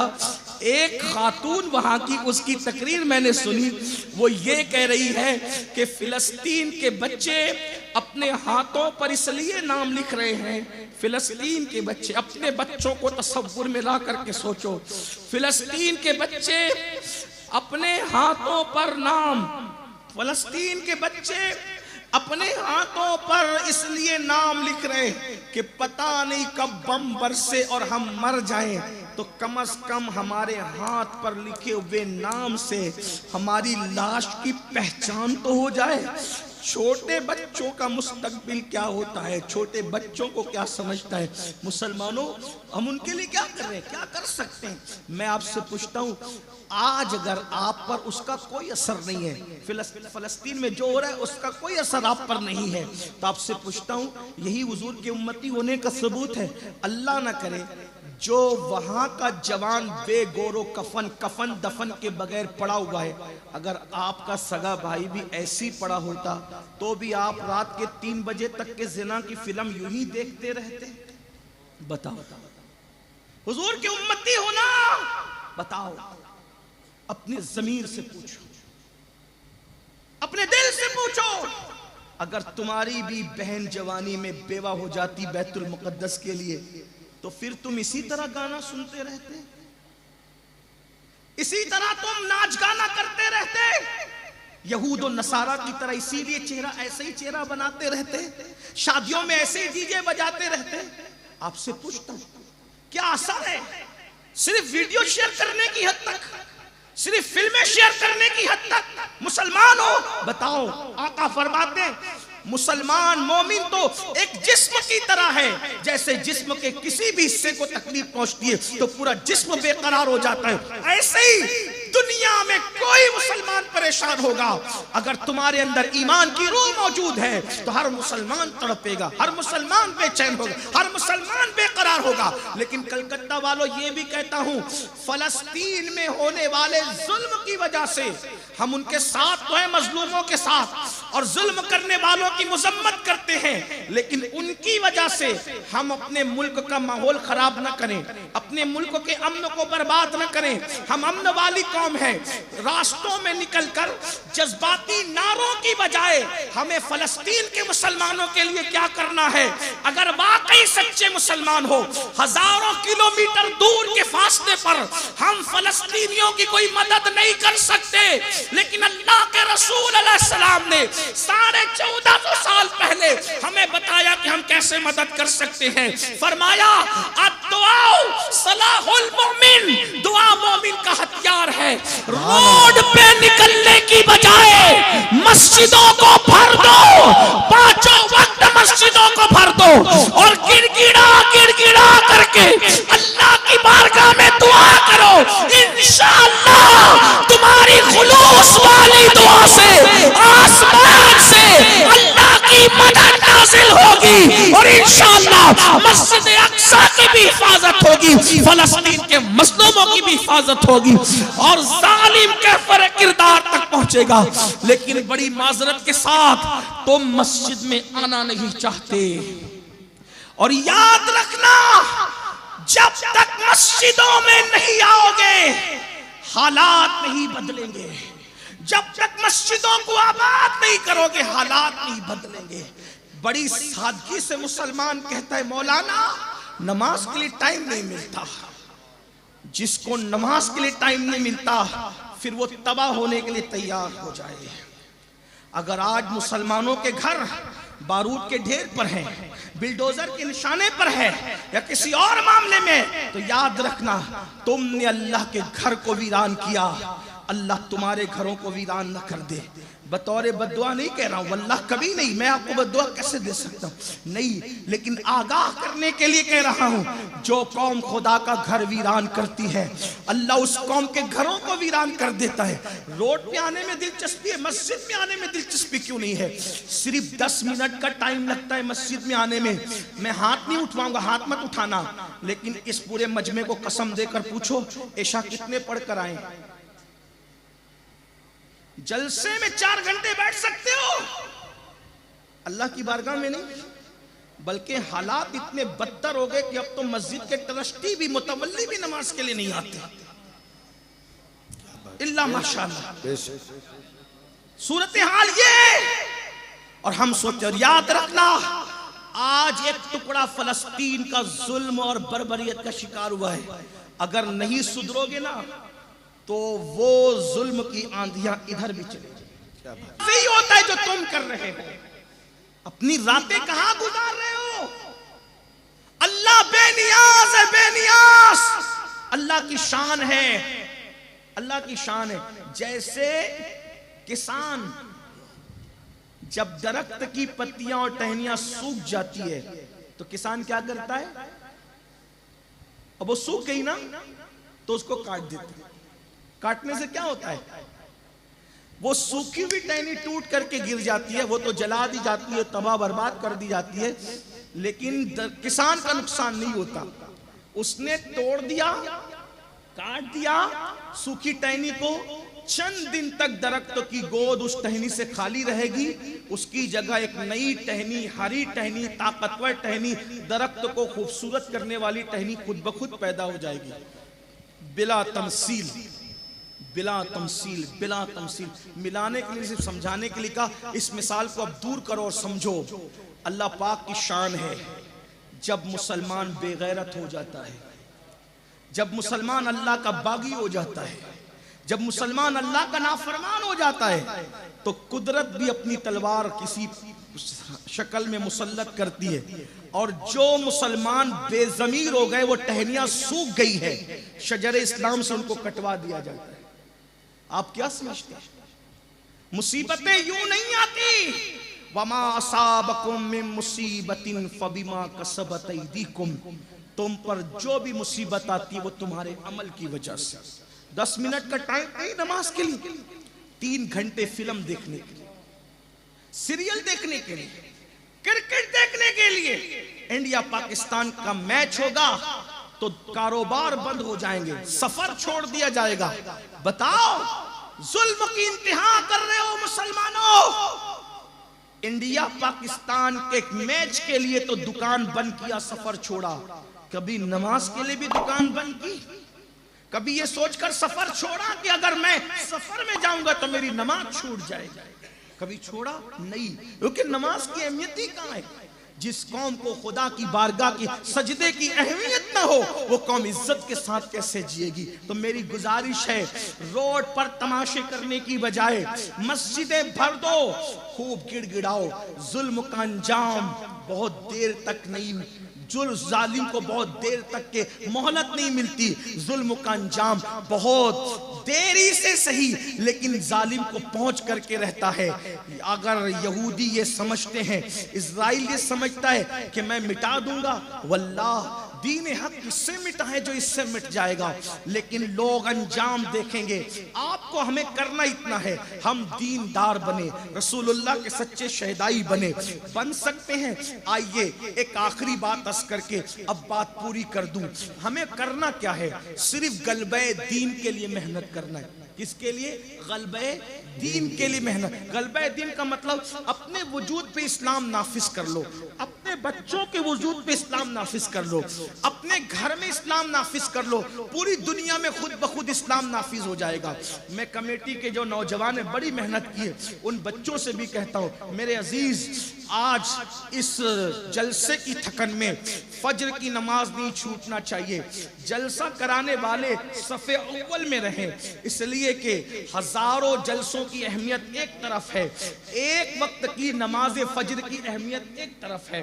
ख्वाजा नसीरुद्दीन चिराग दहलवी फरमाते हैं, ख्वाजा नसीरुद्दीन चिराग दहलवी ये महबूब इलाही के मुरीद, खलीफा और जानशीन है। फरमाते हैं, अगर 70 साल गार में बैठकर इबादत करे तो वो सवाब नहीं मिलता जो 2 रकात फज्र की नमाज पढ़ने पर सवाब मिलता है। आप क्या समझते हैं नमाज को? वल्लाह, अल्लाह के रसूल ने फरमाया, जिसने जानबूझ के नमाज छोड़ दी, मन तरक सलात मुतअम्मिदन फक़द कफर, जिसने जानबूझ के नमाज छोड़ दी वो कुफ्र की हद तक पहुंच गया। 11वीं वाले पीर का महीना शुरू हो गया, पूरी दुनिया में 11वीं वाले पीर के डंके बज रहे हैं। वो हमारा गौस, जिस पर हमें नाज है, जिसने मुर्दों को जिंदा किया, जिसने दीन को जिंदा किया, वो गौसुल आजम दस्तगीर, जिसके बारे में खिज़्र कहते हैं, न इनसे पहले कोई ऐसा वली आया और न क़यामत तक इन जैसा वली कोई आ सकता है, जिनके बारे में फना फिल गौस सैयदना इमाम अहले सुन्नत यूं कहते हैं, तेरा जर्रा महे कामिल है या गौस, तेरा जर्रा महे कामिल है या गौस, तेरा कतरा यमे साइल है या गौस। तू अपने वक्त का सिद्दीक अकबर गनियो हैदरो आदिल है या गौस, गनियो हैदरो आदिल है या गौस। और कोई साइल हो, कोई सालिक हो, कोई सालिक हो या वासिल है या गौस, वो कुछ भी है तेरा साइल है या गौस। और कहते हैं हजारों ताबई से,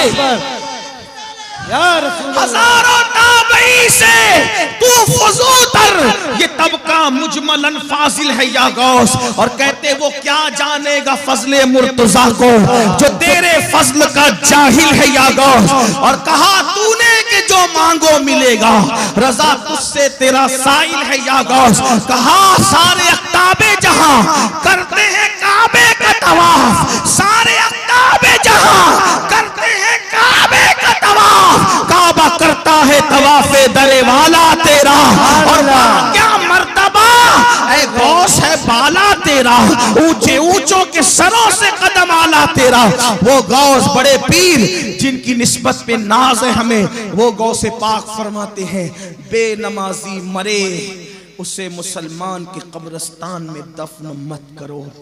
जब गौस पाक बेनमाजियों को मुसलमानों के कब्रिस्तान में पसंद नहीं करते, तो वही गौसे पाक बेनमाजियों को अपने सिलसिले कादरिया में कैसे पसंद करेंगे। माजरत के साथ बुरा लगे कलकत्ता वालों, माफ करना, धंधे पानी की बातें और है, हकीकतें हाल कुछ और है। अगर आप ये समझते हैं कि पूरी जिंदगी आप जुमा भी ना पढ़े और कादरी कहलाएं, तो कादरियत इतना सस्ता सर्टिफिकेट नहीं है कि आप अमीनुल कादरी जैसे का कुर्ता पकड़ करके कादरी बन जाए। नहीं, कादरियत अमीनुल कादरी की वजह से नहीं मिलती, कादरियत रंगे गौसियत की वजह से मिलती। सुभान अल्लाह, सुभान अल्लाह। हाँ, और सुन लो, गौस पाक के दामन पर नाश करके बेनमाजी बनने वालों, गौसे पाक जा रहे हैं। मुझे कई उन्वानात दिए गए, मैं सोचता हूँ कि समेटता चलूँ ताकि लोगों का दिल ना दुखे। मैं लोगों से ये भी कहता हूँ कि मेरा हाल तो लोगों ने शायरों की तरह कर दिया कि ये गजल भी पढ़ना, ये भी पढ़ना, ये भी पढ़ना। हालांकि एक उन्वान पे बात हो तो बड़ी अच्छी से हो सकती है, अगर बहरहाल मैं दिलों का ख्याल करने वाला बंदा हूँ। तवज्जो करें, गौस पाक जा रहे हैं। पीछे से एक चोर ने देखा कि मुर्शिद ने बड़ा कीमती कप लिबास पहना है, सोचा चलो यही उतार लो, दिन भर का खर्चा मिल जाएगा। पीछे से गया, जैसी दामन पकड़ा ना गौस पाक का, गौस पाक थे ना नबी के शहजादे, करीमुल अबवैन नजीबुत तरफैन। सुभान अल्लाह। मेरे इमाम कहते हैं तू हुसैनी हसनी क्यों ना मुहियुद्दीन हो, ऐ खिजर मजमे बहरैन ए चश्मा तेरा। सुभान अल्लाह, सुभान नबवी जिल अलवी बुर्ज बतूली मंजिल, हसनी चांद हुसैनी है उजाला तेरा। नबवी मिह अलवी फसल बतूली गुलशन, हसनी फूल हुसैनी है महकना तेरा। और कहते हैं मुझको रुस्वा भी अगर कोई कहेगा तो यूं ही, हाँ वही ना वो रजा बंदे रुस्वा तेरा। और है रजा यूं न बिलक, तू नहीं जय्यद तो न हो, जय्यदे सैयदे हर दैर है मौला तेरा। बहरहाल मुर्शिद गौस पाक का दामन उसने पकड़ा। देखो दामन गौस पाक का किसने पकड़ा? चोर ने। तवज्जो, किसने पकड़ा? चोर, चोर ने। किसी ने पकड़ाया नहीं, किसी ने मशवरा नहीं दिया, अच्छा अच्छी नीयत से भी नहीं पकड़ा। मसला ये है मौलाना साहब, अच्छी नीयत देखो, हर जगह तो नीयत देखी जाती है ना, हर जगह नीयत देखी जाती, लेकिन ये क्या लोग हैं, ये क्या लोग हैं, ये नीयत भी नहीं देखते, बल्कि ये निस्बतें क्या काम कर जाती है। क्या बात है। बल्कि मैं तो ये कहता हूं आमाल के लिए नियत है, लेकिन निस्बतों की तासीर क्या है कि फिर वहां नियतें भी नहीं देखी जाती। क्या बात है, सुभान अल्लाह। उसने मुरीद होने के लिए दामन नहीं पकड़ा, जुब्बा छुड़ाने के लिए दामन पकड़ा, बल्कि चोरी भी नहीं कर रहा था, वो तो लूट रहा था। है तवज्जो आपकी? कलकत्ता वालों, अगर यहाँ आप तवज्जो नहीं करेंगे तो शायद मेरा ये बोलना हो सकता है कि इस महफिल के हवाले से जाय हो जाए। गौर करें, चोरी कहते चुपके से चुराने को, और लूट मार कहते, डकैती कहते सामने सामने छीनने को। ऐसे ही है ना, वो चोरी नहीं कर रहा। चोरी में कहीं ना कहीं तो हया होती है, आदमी छुप कर चुराता है, लेकिन डकैती में बेहयाई भी होती है छीनने के साथ, क्योंकि वो मुंह पर सीधा सीधा, वो पीछे से आया और जुब्बा पकड़ लिया कि इसको उतार लूंगा। गौस पाक दुबले पतले वजूद के थे, बड़ी सी दाढ़ी थी, बारोब चेहरा था, बड़ी बड़ी आंखें थी, गोल सा चेहरा था, दोनों भवें आपस में मिली हुई थी, आवाज इतनी बुलंद थी, 70,000 का मजमा तकरीर सुनने आता था। पहला बंदा जो सुनता था, आखिरी बंदा भी वही सुनता था। माइक वाइक नहीं होते थे ना उस दौर के अंदर, और जो आता था तौबा करके जाता था, बदल के जाता था, इनकलाब आता था, गैर मुस्लिम आता था मुसलमान होके जाता था, फासिक व फाजिर आता था तौबा करके जाता था। बहरहाल गौस पाक थे, अल्लाह अकबर। उनकी महफिल में सरपरस्ती के लिए रसूलुल्लाह खुद भी तशरीफ लाते, कभी हजरत मूसा अलैहिस्सलाम तशरीफ लाते, कभी मौला अली तशरीफ लाते, कभी हजरत खिदर तशरीफ लाते, और आप जब खिताब करते तो पूरी दुनिया के औलिया आपका खिताब सुना करते थे, पूरी दुनिया के औलिया। इसीलिए आप खिताब का तरीका ये था, खुतबा पढ़ते थे तो कहते थे अल्हम्दुलिल्लाह, फिर चुप हो जाते थे, फिर दोबारा कहते थे अल्हम्दुलिल्लाह। तो लोग कहते थे ये 2 बार अल्हम्दुलिल्लाह क्यों कहते? फरमाया जब मैं पहली बार अल्हम्दुलिल्लाह कहता हूं तो पूरी रूए जमीन पे जो वली जहां होता है सारे काम छोड़ करके अब वो खुतबे की तरफ अटेंशन हो जाता है कि गौस पाक का खिताब शुरू हो गया। सुभान अल्लाह, सुभान अल्लाह। आज लोगों को बड़ा घमंड है कि मुझे पूरी दुनिया सुनती है, नेट की खैरात पर आपको पूरी दुनिया सुनती है। मेरा मुर्शिद गौस वो है जो इंटरनेट का मोहताज नहीं था, आवाज दिल से निकलती थी, पूरी दुनिया के औलिया तक। सुभान अल्लाह। नारे तकबीर, नारे रिसाला, बहारे अव्वल कॉन्फ्रेंस, शाने गौसे आज़म हुजूर सैयद अमीनुल कादरी साहब किबला। कुछ लोगों को ये बात समझ में नहीं आती, तो लोग कहते ये सुन्नी लोग क्या कहते। मैंने कहा सुन्नी कुछ भी कहते मगर तुझसे नहीं कहते, हम इश्क के बंदे हैं, क्या बात बढ़ाई। सुभान अल्लाह।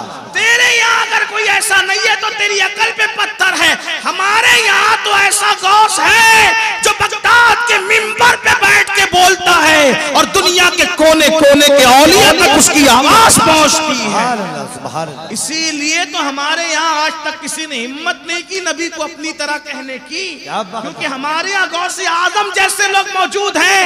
तो जब कोई अब्दुल कादिर जैसा नहीं हो सकता तो कोई महबूब कादिर जैसा कैसे हो सकता।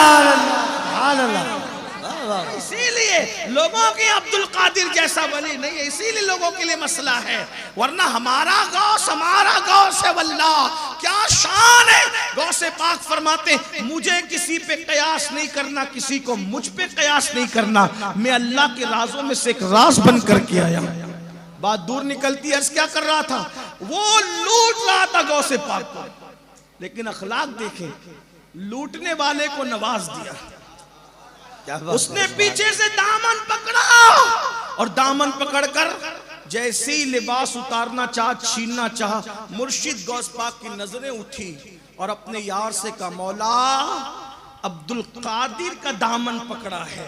हाय हाय हाय हाय हाय, अब्दुल कादिर का दामन पकड़ा है, अब क़यामत तक छूटने न पाए। बदनीयती से पकड़ा था, बदनीयती से पकड़ने वाला बदनीयत था, जिसका पकड़ा था उसके हुस्न नीयत की कोई मिसाल ही नहीं। सुभान अल्लाह। बस कह दिया क़यामत तक छूटने न पाए। उसी वक्त उसका दिल बदल गया, और दिल बदला तो क्या बना, वो भी अपने जमाने का कुतुब बन गया।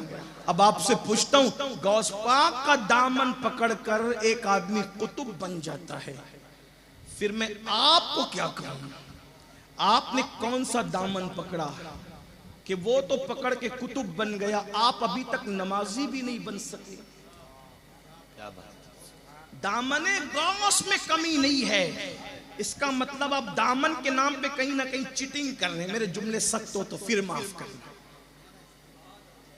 मरोगे ना तो पता चलेगा।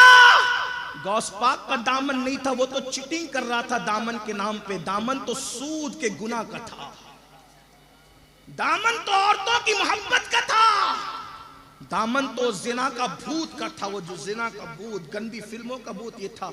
और अल्लाह ना करे कि कब्र में जाओ तो कहीं ऐसा ना हो कि हुजूर भी चेहरा फेर ले। उस वक्त क्या बनेगा? उस वक्त क्या बनेगा? उनके करम से ऐसी उम्मीद नहीं है, लेकिन उनकी गैरत बड़ी नाजुक है। जिगर मुरादाबादी ने कहा था, नाजुक है बहुत गैरत सुल्तान मदीना। गौस पाक का दामन पकड़ कर लोग वली बन गए। मेरे भाई, हम नमाजी का नमाजी क्या पाक नहीं रहते? पाक नहीं रहते। गौस पाक के मुरीद पाक नहीं रहते। क्या बात? मस्जिदें वीरान है, कहां हो? गौस पाक जिस बेनमाजी को कब्रिस्तान में ना पसंद करे, अपने सिलसिले में पसंद करे। आप जो बनना चाहे बने। यहाँ बैठे बैठे बोलो मैं वजीर आजम हूं पूरी दुनिया का, कह दे आप, कोई मानेगा? दलील चाहिए ना उसके पीछे। तो जब वजीर आजम के लिए दलील चाहिए तो कादरियत के लिए क्या दलील है? चिश्तियत के लिए आपके पास क्या दलील है? हुजूर की गुलामी के लिए क्या दलील है? मैं आखिरी बात कहने चला था, लेकिन हुजूर की गैरत की बात आई तो अर्ज करूं। एक सहाबी ने सोने की अंगूठी पहनी। सहाबी की बात करूं, हमारे अकीदे में, अहले सुन्नत के अकीदे में, अंबिया के बाद सहाबा के जैसा कोई नहीं हो सकता। सबसे बेहतरीन मखलूक है सहाबा, और सहाबा में भी हर सहाबी बेमिसाल है। बेशक। हाँ, उनके दर्जात जरूर हैं, दर्जात जरूर हैं सहाबा के, लेकिन सहाबी रसूल जिसने हुजूर को देखा एक लम्हे के लिए, एक लम्हे के लिए देखा, उसकी तरह भी कोई नहीं है। क्यों? अगर आप इंटरनेट पर किसी नाबालिग मुहक्किक को सुनकर किसी सहाबी को गाली दे रहे हैं, तो आपको पता होना चाहिए, अच्छी तरह से पता होना चाहिए कि ख्वाब में जो रसूलुल्लाह को देख ले और कहे कि मैंने ख्वाब में हुजूर को देखा है। अगर किसी ने ख्वाब में हुजूर को देखा, हमें पता है वो सच बोल रहा है कि झूठ बोल रहा है? पता है, कोई दलील है? लेकिन उसने कह दिया मैंने ख्वाब में देखा, आप आंखें चूमते हैं कि नहीं?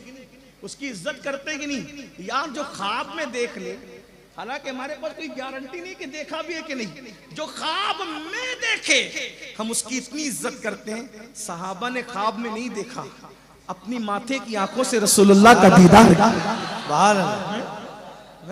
एक बात और कह दूं आपसे, तवज्जो आपकी, तवज्जो। एक बंदा है, तवज्जो है कि नहीं? तवज्जो। एक बंदा है आपके कलकत्ता में रहता है, मोहल्ले का नाम क्या है? जो भी नाम है, हाँ कोई भी नाम, चलिए नाम जो भी, पूरी जिंदगी शराब पीता रहा। एक बार जिना में पकड़ा भी गया, तवज्जो, शराब पीता रहा, जिना में पकड़ा भी गया। कोई अच्छा नहीं कहता, ठीक, बड़े मसाइल है उसके साथ। अचानक एक दिन उसने कहा मैं मदीने मुनव्वरा जा रहा हूं। तवज्जो, मैं कहां जा रहा हूं? मदीने मुनव्वरा जा रहा हूं। इमाम साहब हार लेकर आए, उसके गले में डाला, भाई मेरे लिए दुआ करना। इमाम साहब, ये शराब पीता है ना, ये शराब पीता है, आप इससे दुआ के लिए कह रहे हैं? कहा मिनुल कादिर चुप, अब अमल ना देखा जाएगा। क्यों? कहा ये मदीने जाए है ना, बोलो बात है कि नहीं है?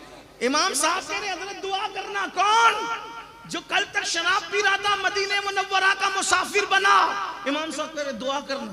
काबतुल्लाह को देखने जा रहे हज के लिए, सारे नेक लोग खड़े, हजरत दुआ करना। आपसे पूछता हूं, जो काबा देखने जाए उसका अमल नहीं देखते, और जो अपनी आंखों से काबे के काबा मोहम्मदुर रसूलुल्लाह को देखे, उनके अमल पे डिस्कस करने बैठे हो? नहीं, अपना काम नहीं है, सुन्नियों का काम नहीं है। सहाबा का एहतराम करो, और जैसे सहाबा का एहतराम में सुन्नी बेमिसाल है, वैसे अहले बैत के एहतराम में भी सुन्नी बेमिसाल है। क्यों? इसलिए कि हम लोग अहले बैत की मोहब्बत को जाने ईमान समझते हैं। बेशक, उसके दिल में अहले बैत की मोहब्बत नहीं है, वो सुन्नी होना तो दूर की बात है, हम उसको हलाली भी नहीं समझते। जाओ, ये है। लेकिन सुन लो मुसलमानों, सहाबी, बात सहाबी की चल रही थी। क्या? सहाबी रसूल सोने की अंगूठी पहन के, क्या पहन के है? सोने की अंगूठी। सलाम किया, हुजूर ने मुंह फेर लिया, आका ने मुंह बाएं से सलाम किया, मुंह फेर लिया। अर्ज की जाने कायनात नाराज क्यों है? तो इशारा होता है तूने सोने की अंगूठी पहनी इसलिए मुंह फेर लिया। उन्होंने उतार करके फेंक, बल्कि उन्होंने क्या, हुजूर ने खुद उतारी और फेंक। तवज्जो, आप बताएं अगर सहाबी सोने की अंगूठी पहन ले तो हुजूर उनसे मुंह फेर लेते। हम क्या क्या कर रहे हैं,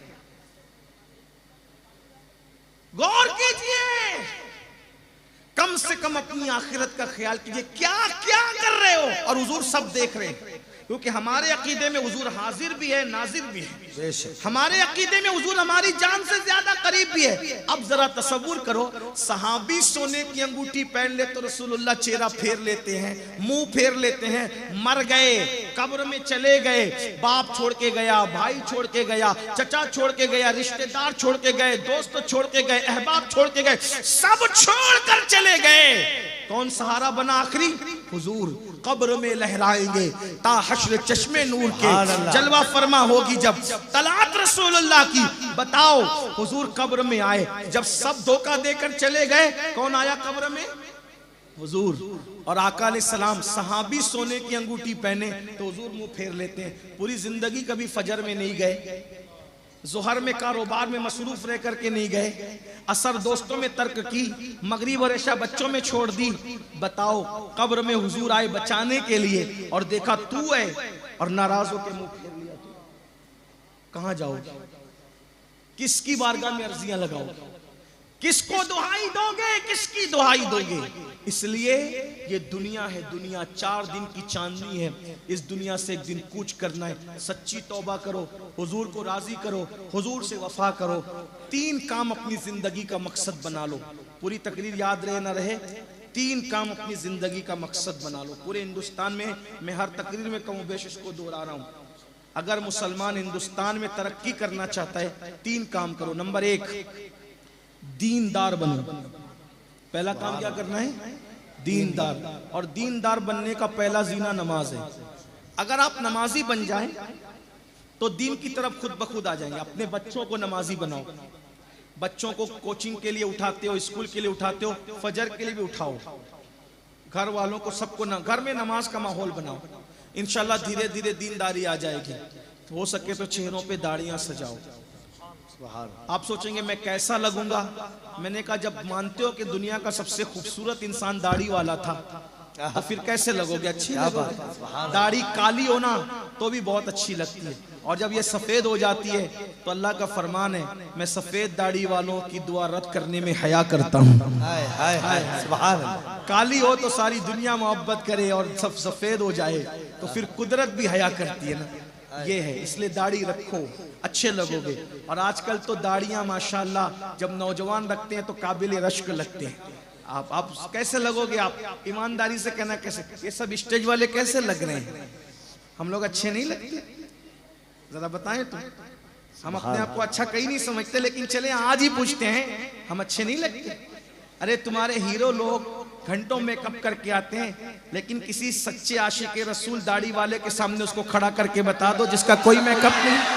सुभान अल्लाह, सुभान अल्लाह। जाओ ले आओ किसी भी, सुभान अल्लाह। चैलेंज करता हूं। और एक बात आपको बताऊं, ये हमारा मेकअप नहीं, ये दिलों का इश्क है। वो हीरो जैसे जैसे बुढ़ा होता है उसकी मकबूलियत कम होती जाती है, और आशिक जैसे जैसे बुढ़ा होता है उसकी मकबूलियत बढ़ती जाती है। सुभान अल्लाह, सुभान अल्लाह। नारे तकबीर, नारे जिंदा रहता है तो फिर लोग कभी कभी आते हैं, लेकिन जब कब्र में जाता है तो हर वक्त उसके आस्थाने पर मेला लगा हुआ होता है। गरीब नवाज जब जमीन के ऊपर थे तो पता नहीं लोग कितने आते थे, कितने आते थे, कितने जाते थे, लेकिन आज जाओ तो हमें भी खड़े होने के लिए जगह नहीं मिलती।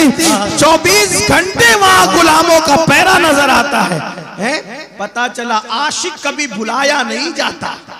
इसलिए आशिक बनो तो कैसे लगता? दीनदार बनो। पहली बात दीनदार, नमाजी बनो, चेहरे पे दाढ़ियां रखो, हराम मत खाओ। गौस पाक से किसी ने पूछा अल्लाह ने ये मकाम आपको कैसे दिया? फरमाया 2 चीजों की वजह। बहुत मुख्तसर है गौस पाक की तरक्की का राज। फरमाते 2 चीजों की वजह, सिद्क़े मकाल, अक्ले हलाल। मैं सच बोलता रहा, हलाल खाता रहा, अल्लाह ने मुझे ये मकाम अता फरमा दिया। तो दीनदार बनो, नंबर 1। नंबर 2, नंबर 2, नंबर 1 दीनदार बनोगे इंशाल्लाह। इंशाल्लाह। अब यहाँ हाथ उठाना है, जरा बताएं तो कितने मस्जिदों को भरेंगे इंशाल्लाह। इंशाल्लाह। आय हाय सुभान अल्लाह। वादा करते हो?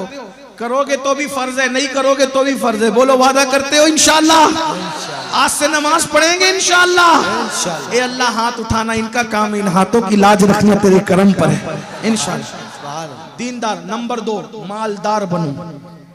नंबर 2 मालदार। आप सोचेंगे ये कौन सा दुनियादार मौलवी उठा करके लाया जो मालदार बनने की बात। हम तो अब तक तबलीगी जमात से यही सुनते रहे कि गरीबों का मजहब इस्लाम है। उन्हें पता ही नहीं है बेचारों को इस्लाम क्या है। हाँ आपको बताऊं, रसूल आजम से लेके गौसे आजम तक कोई गरीब था ही नहीं। हाय हाय हाय सुभान अल्लाह सुभान अल्लाह। ये जो कहते हैं ना गरीबों का मजहब है, झूठ बोलते। इस्लाम गरीबों का मजहब नहीं है। चंद गरीब थे, अक्सर मालदार थे। मैं हमारे उलमाए किराम से दुआ लेते हुए अर्ज करूं, इनकी मालूमात में कोई इजाफा नहीं होगा। ये जानते सिर्फ दुआ देंगे कि अल्लाह के रसूल की जाहिरी हयात में भी हुजूर अलैहिस्सलाम की जाहिरी आमदनी लाखों की हुआ करती थी, लाखों की। फिर आप कहेंगे अमीनुल कादिर जब लाखों की आमदनी थी तो फिर हुजूर पेट पे पत्थर क्यों बांधते थे? अभी तो तुमने भी बयान किया। मैंने कहा तालीम उम्मत के लिए बांधते थे। लाखों की आमदनी होती थी, सुबह आती थी, शाम तक सब तकसीम कर दिया करते थे। सुभान अल्लाह सुभान अल्लाह। हाँ हुजूर अलैहिस्सलाम के कीमती कपड़े होते थे। हुजूर यमनी जुब्बे पहनते थे मदीने मुनव्वरा में। पेवन वाला भी पहना, लेकिन मदीने मुनव्वरा में यमनी जुब्बे भी पहने। बल्कि यहाँ तक किताबों में लिखा है कभी कभी एक एक जुब्बा 27-27 ऊंट देकर भी खरीदा।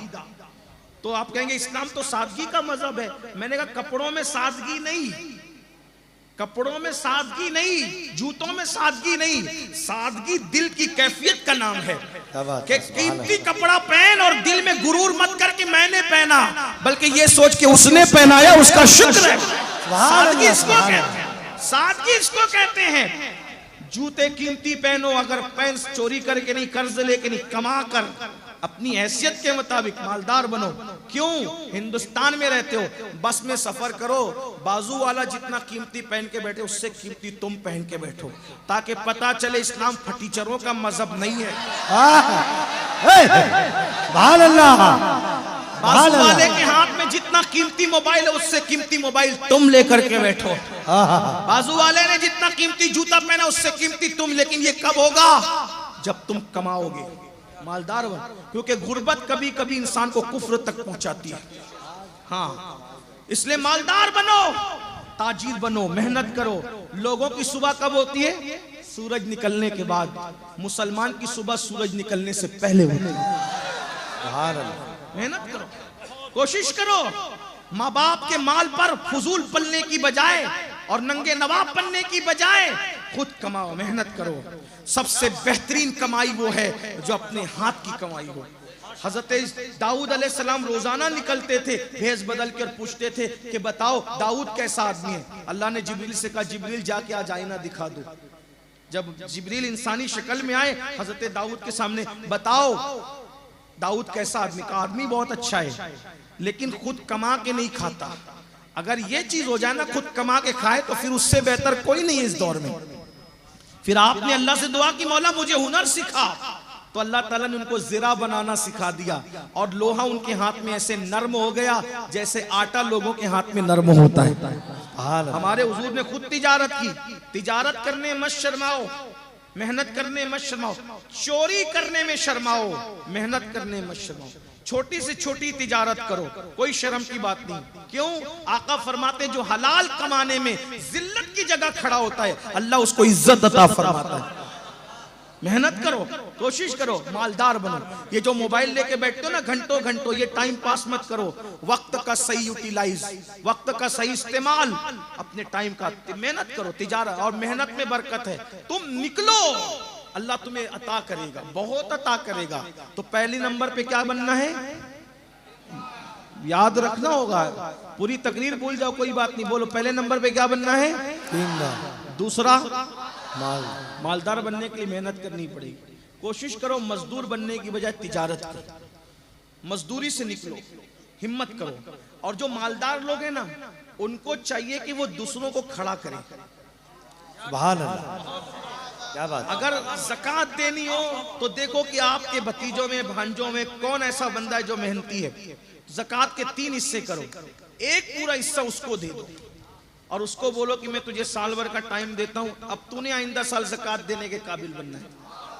बाकी जो 2 हिस्से बचते हैं वो एक हिस्सा आम गरीब मुसलमानों में तकसीम कर दो, एक हिस्सा जहां मदरसा वगैरह चलता है, दिन का काम होता है, वहां दे दो। इससे सबका काम चले। ज़कात का सही, ये जो 10-10 रुपये बांटते हो ना बनियों की तरह, ये छोड़ दो। जो सर घर के सामने कतार लगाते हो ना, वो छोड़ दो। ज़कात का निजाम, बल्कि फितरा और ज़कात ही सही तकसीम हो जाए, हिंदुस्तान में कोई गरीब ना बचे। हम किसी हुकूमत से भीख मांगने के जो है वो बिल्कुल मूड में नहीं रहेंगे अगर ज़कात सही तकसीम हो, लेकिन नहीं करते। और ज़कात सही सही निकालो। जिसकी ज़कात सही निकल जाती है ना उसका माल चोरी होगा, ना उसके माल को कभी आग लगेगी, ना कभी कोई लेकर के गबन करेगा। अल्लाह के किले में उसका माल महफूज हो जाता है जो सही ज़कात निकालता है। जो सही ज़कात निकालता है अल्लाह का माल उसके किले में, अल्लाह के किले में उसका माल महफूज हो जाता है। अब ज़कात निकालते नहीं तो कोई लेके भाग रहा है, कोई चोरी हो रहा है, कोई डकैती हो रही है। ज़कात सही निकालो, पूरी पूरी दयानतदारी से निकालो, परसेंटेज के एतबार से। पहले नंबर पे क्या बनना है? नंबर 2, नंबर 3 एजुकेशन पे मेहनत करो, इल्म पे मेहनत। बुरा मत मानना, अच्छे कीमती गुंबद बनाने की बजाय करोड़ों रुपए गुंबदों मीनार पे खर्च करने की बजाय करोड़ों रुपए तालीमी इदारों पे खर्च करो। अल्लाहु अकबर, या रसूल अल्लाह, जिंदाबाद जिंदाबाद। हुजूर अल्लाह, हुजूर अलैहिस्सलाम अच्छी इमारतें बनाने नहीं आए। सुन ले आप, हुजूर अलैहिस्सलाम अच्छी इमारतें बनाने नहीं आए थे, हुजूर अलैहिस्सलाम अच्छे इंसान बनाने आए थे। और जब तक एजुकेशन नहीं दोगे आप अच्छा इंसान बना नहीं सकते। मैं चैलेंज से कहता हूं, आप मुझे बताएं हुजूर ने कोई अच्छी इमारत बनाई हो तो मुझे बता दो। अच्छी से मुराद माज़अल्लाह उनकी तो हर काम ही उनका अच्छा है, लेकिन यहाँ अच्छी इमारत से मुराद बैठ जाए ना थोड़ी देर। जी हुजूर इरशाद फरमाएं। बैठिए, आप लोग बैठ जाओ भाई। एक बार दुरूद शरीफ पढ़ सल्लल्लाहु अलैहि वसल्लम। दाइमनातुम अस्सलामु अलैका या रसूल अल्लाह सल्लल्लाहु अलैहि वसल्लम।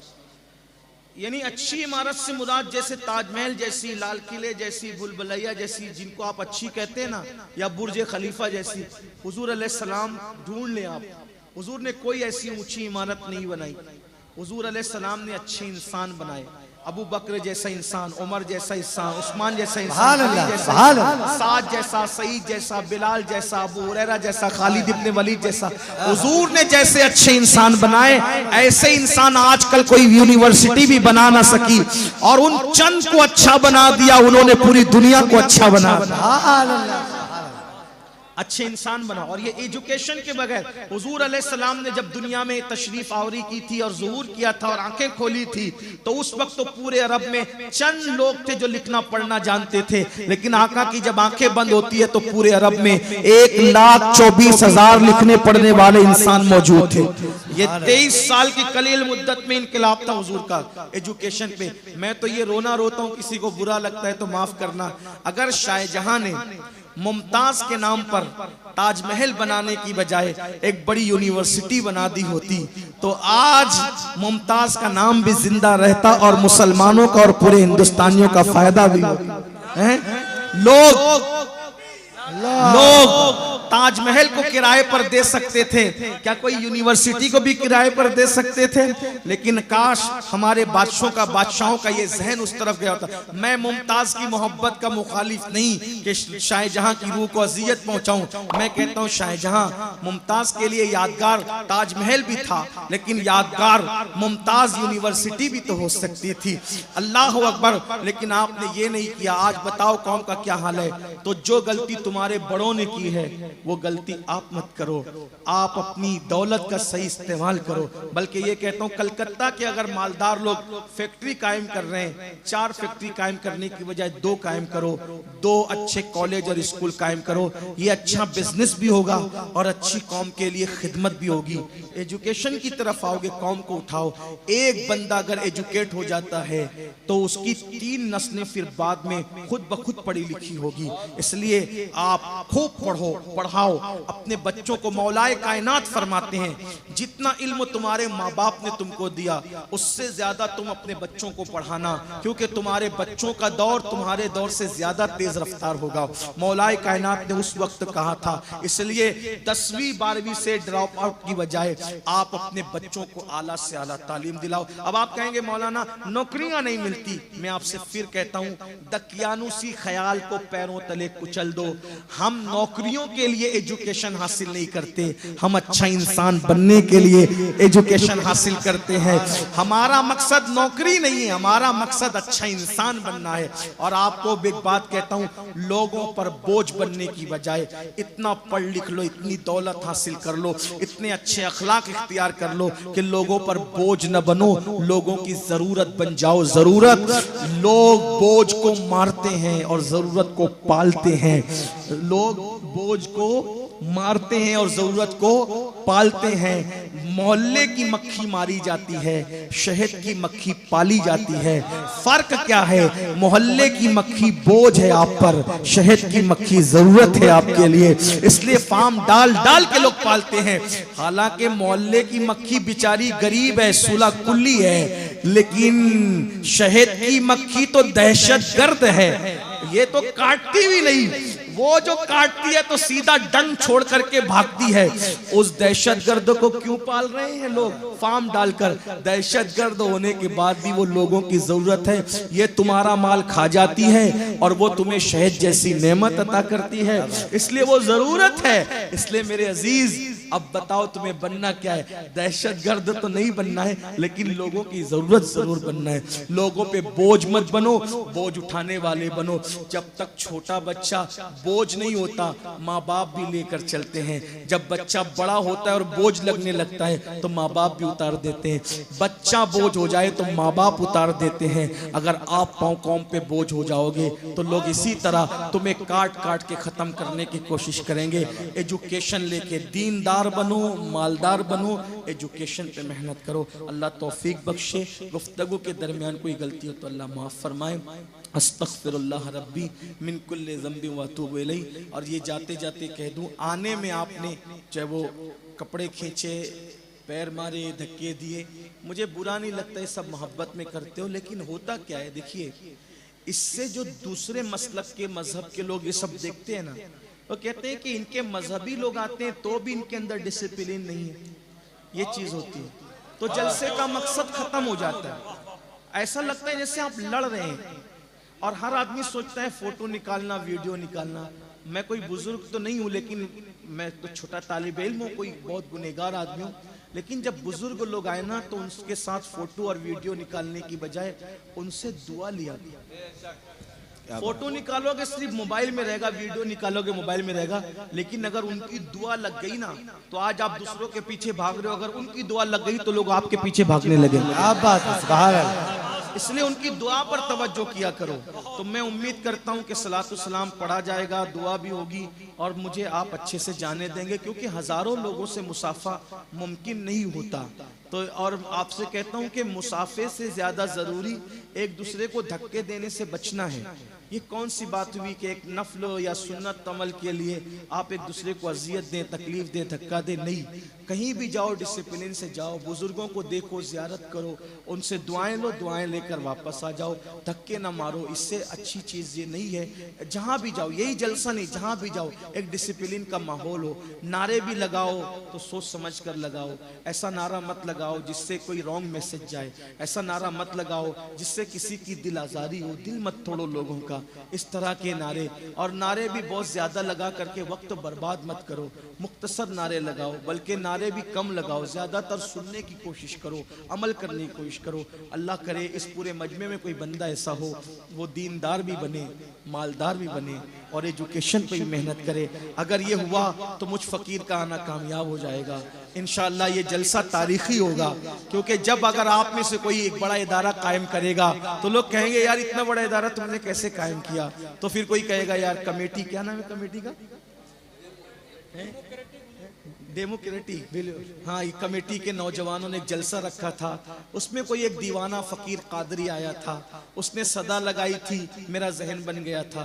तो जलसा भी याद होगा, ये तारीख भी याद होगी, ये उलमा भी याद किए जाएंगे, हम सब याद किए जाएंगे, इसलिए कि काम होता है तो नाम मौजूद रहता है। इस जलसे को तारीखी जलसा बना दो, अल्लाह करे ऐसा ही हो, वरना जलसे सदा बसेरा साबित हो रहे, पूरी रात जागते हैं, सुबह को फिर वही सब हो जाता है। अल्लाह ताला तौफीक बख्शे। अस्सलामु अलैकुम। जी हाँ जी, तो अल्लाह पाक सबके हाल पे करम फरमाए। ये कमेटी के जवानों ने, मौलाना यूसुफ, ये मुराद अली साहब ने, अहबाब ने, उलमा ने, इम्मा ने बड़ी मेहनत की। मेरी दुआएं इन सब के साथ है कि अल्लाह ताला अपने हबीब के सदके, इन्होंने मेरे नबी की महफिल सजाई, अल्लाह ताला इन सब की दुनिया और आखिरत सजा दे। और आधी रात के बाद भी आप इतने ज़ौक़ से ऐसे बैठे हैं, ऐसा लगता है जैसे मगरिब के बाद बैठे हुए हैं, कोई उठ के जाने के लिए तैयार नहीं है। अल्लाह से दुआ है कि अल्लाह आपकी दुनिया और आखिरत भी सजा दे। आप हुजूर की महफिल में बैठे, अल्लाह ये तेरे यार की महफिल में बैठे, मौला इन सब की और हम सब की दुनिया भी सजा दे, आखिरत भी सजा दे। जिसकी जो मुश्किल है, जो तकलीफ है, अल्लाह ताला सबकी तकलीफें दूर कर दे। चलें आइए दुआ कर लेते हैं, फिर बाद में सलात इस्लाम पढ़ लेते हैं। दुआ का हुक्म है, बैठे रहें सब, पहले दुआ कर लेते हैं, खास दुआ करें।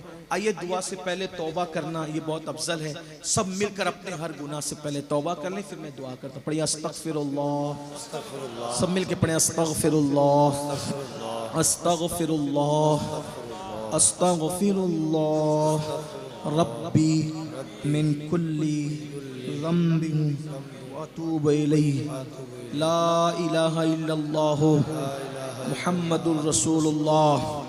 या अल्लाह, या रहमान, या रहीम, हम अपनी ज़िंदगी के हर गुनाह से तौबा करते हैं, मौला हमारी तौबा कबूल फरमा, नेकियों की तौफीक अता फरमा। अल फातिहा।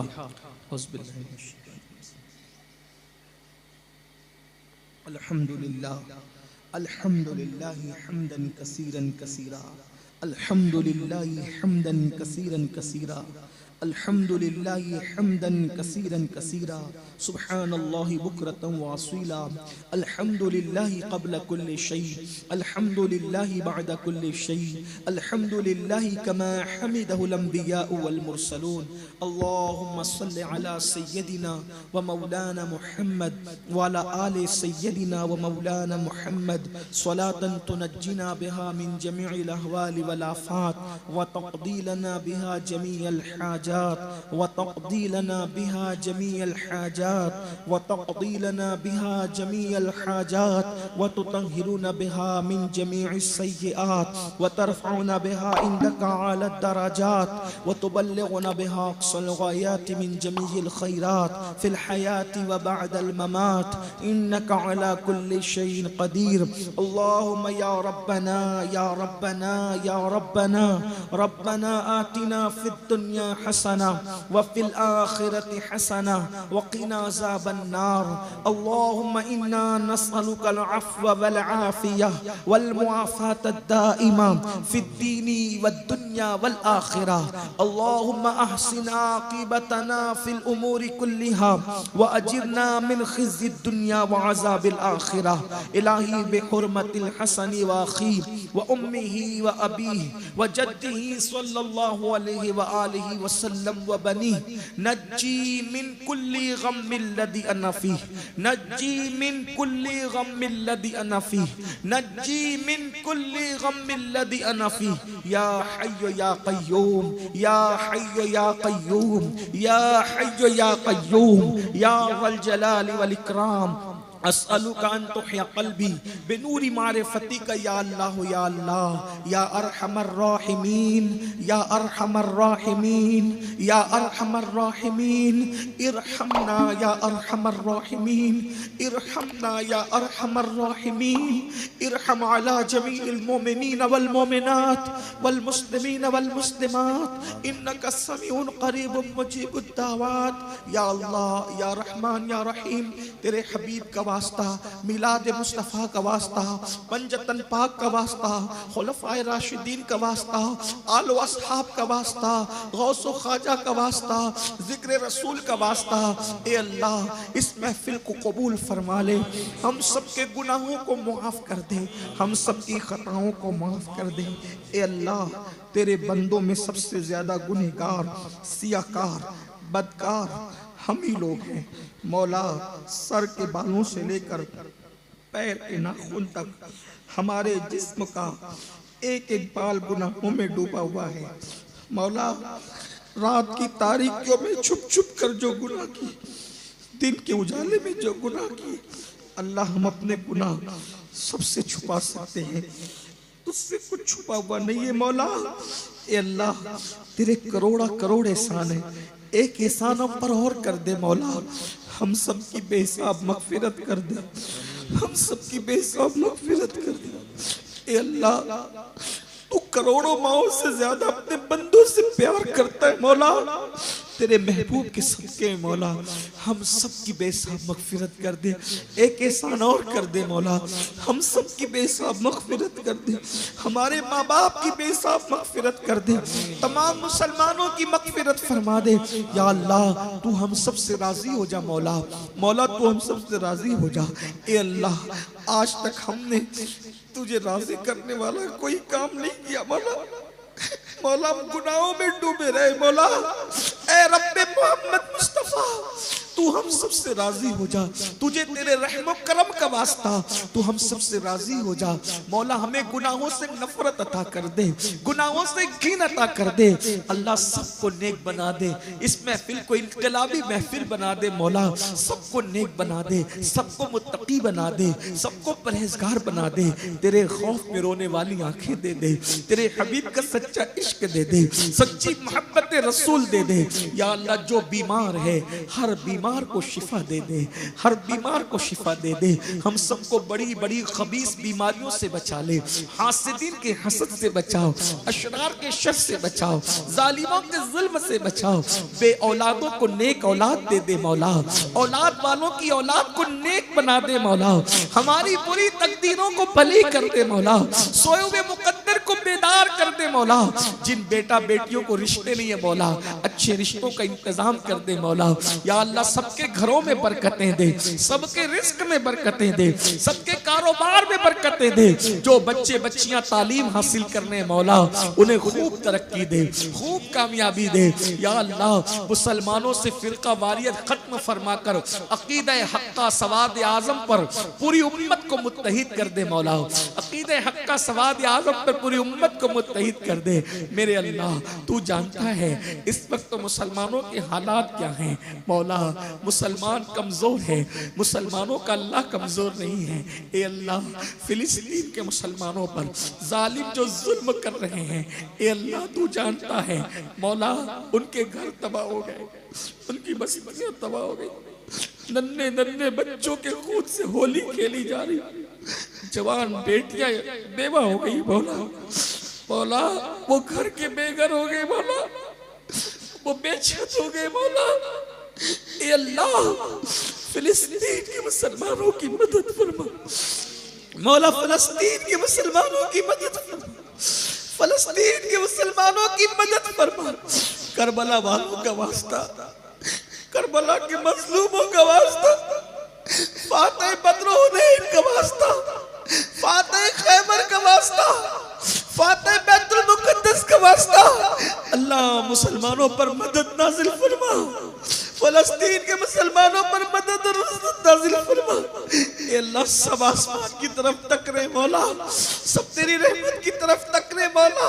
या अल्लाह जो कुछ हमारे गुनाह की वजह से, लेकिन मौला तेरे बंदे हैं मौला, मौला उनका दर्द नहीं देखा जाता, बन के तकलीफ नहीं देखनी चाहता। मौला उनकी खाने पीने के हालात नहीं देखे जाते। मौला जालिम ने पानी तक बंद कर दिया है। मौला अल्लाह रहम फरमा। मौला मौला रहम फरमा।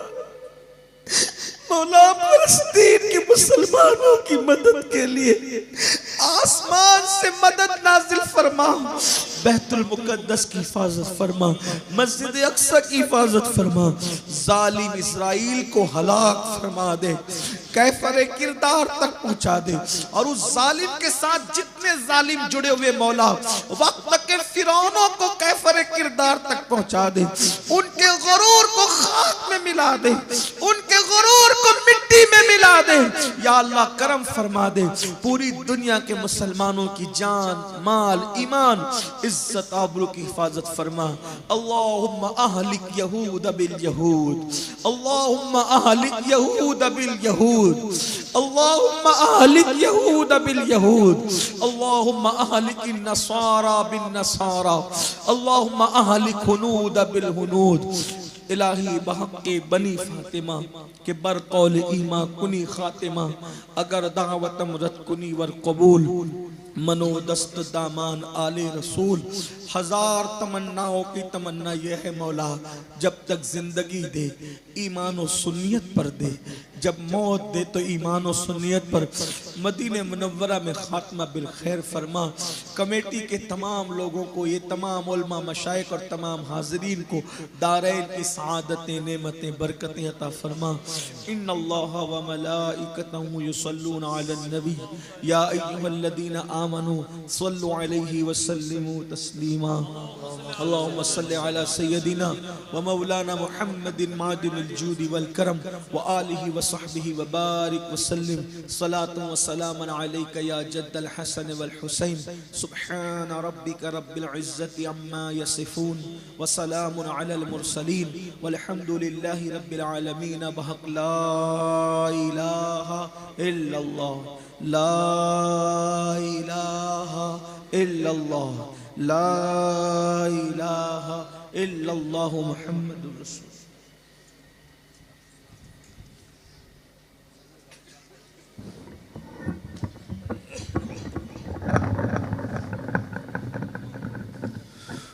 मुस्तफ़ा जाने रहमत पे लाखों सलाम। मुस्तफ़ा जाने रहमत पे लाखों सलाम। शम्अ बज़ में हिदायत पे लाखों सलाम। शहरे यारे ताजदारे हरम ताजदारे हरम बारे शफाअत पे लाखों सलाम। मुस्तफ़ा जाने रहमत को सलाम। शम्अ बज़ में हिदायत पे लाखों सलाम। हम गरीबों के आका पे बेहद दरूद। गरीबों के आका पे बेहद दरूद। फकीरों के सरबत पे लाखों सलाम। मुस्तफ़ा जाने रहमत पे लाखों सलाम। एक मेरा ही रहमत में दावा नहीं कि मेरा ही रहमत में दावा नहीं। शाम की सारी उम्मत लाखों सलाम। मुझसे खिदमत के कुदसी कहे रज़ा। मुझसे खिदमत के कुदसी मुस्तफा जाने रहमत पे लाखों सलाम शम्ए बज़ में हिदायत आपका तशरीफ लाना वक्त भी कितना सुहाना जगमगा उठा ज़माना होर गाती थी तराना या नबी सलाम अलैका या रसूल सलाम अलैका या हबीब सलाम अलैका सलवातुल्लाह अलैका अस्सलातु वस्सलामु अलैका या रसूल अल्लाह व अला आलिका व अस्हाबिका या हबीब अल्लाह अस्सलातु वस्सलामु अलैका या जद्दल हसन वल हुसैन व अला आलिका व अस्हाबिका या जद्दल गौसस सकलैन इन्नल्लाह व मलाइकतहु युसल्लूना अलन नबी या अय्युहल्लज़ीना आमनू सल्लु अलैहि व सल्लिमू तस्लीमा अल्लाहुम्मा सल्लि अला सय्यदना मौलाना मुहम्मदिन मादिनिल जूदि वल करम व आलिहि व सहबिहि व बारिक व सल्लिम सलातन व सलामन अलैका या जद्दल हसन वल हुसैन व उफव्विदु अमरी इलल्लाह इन्नल्लाह बसीरुम बिल इबाद बिरहमतिका या अरहमर राहिमीन बहक ला इलाहा इल्लल्लाह।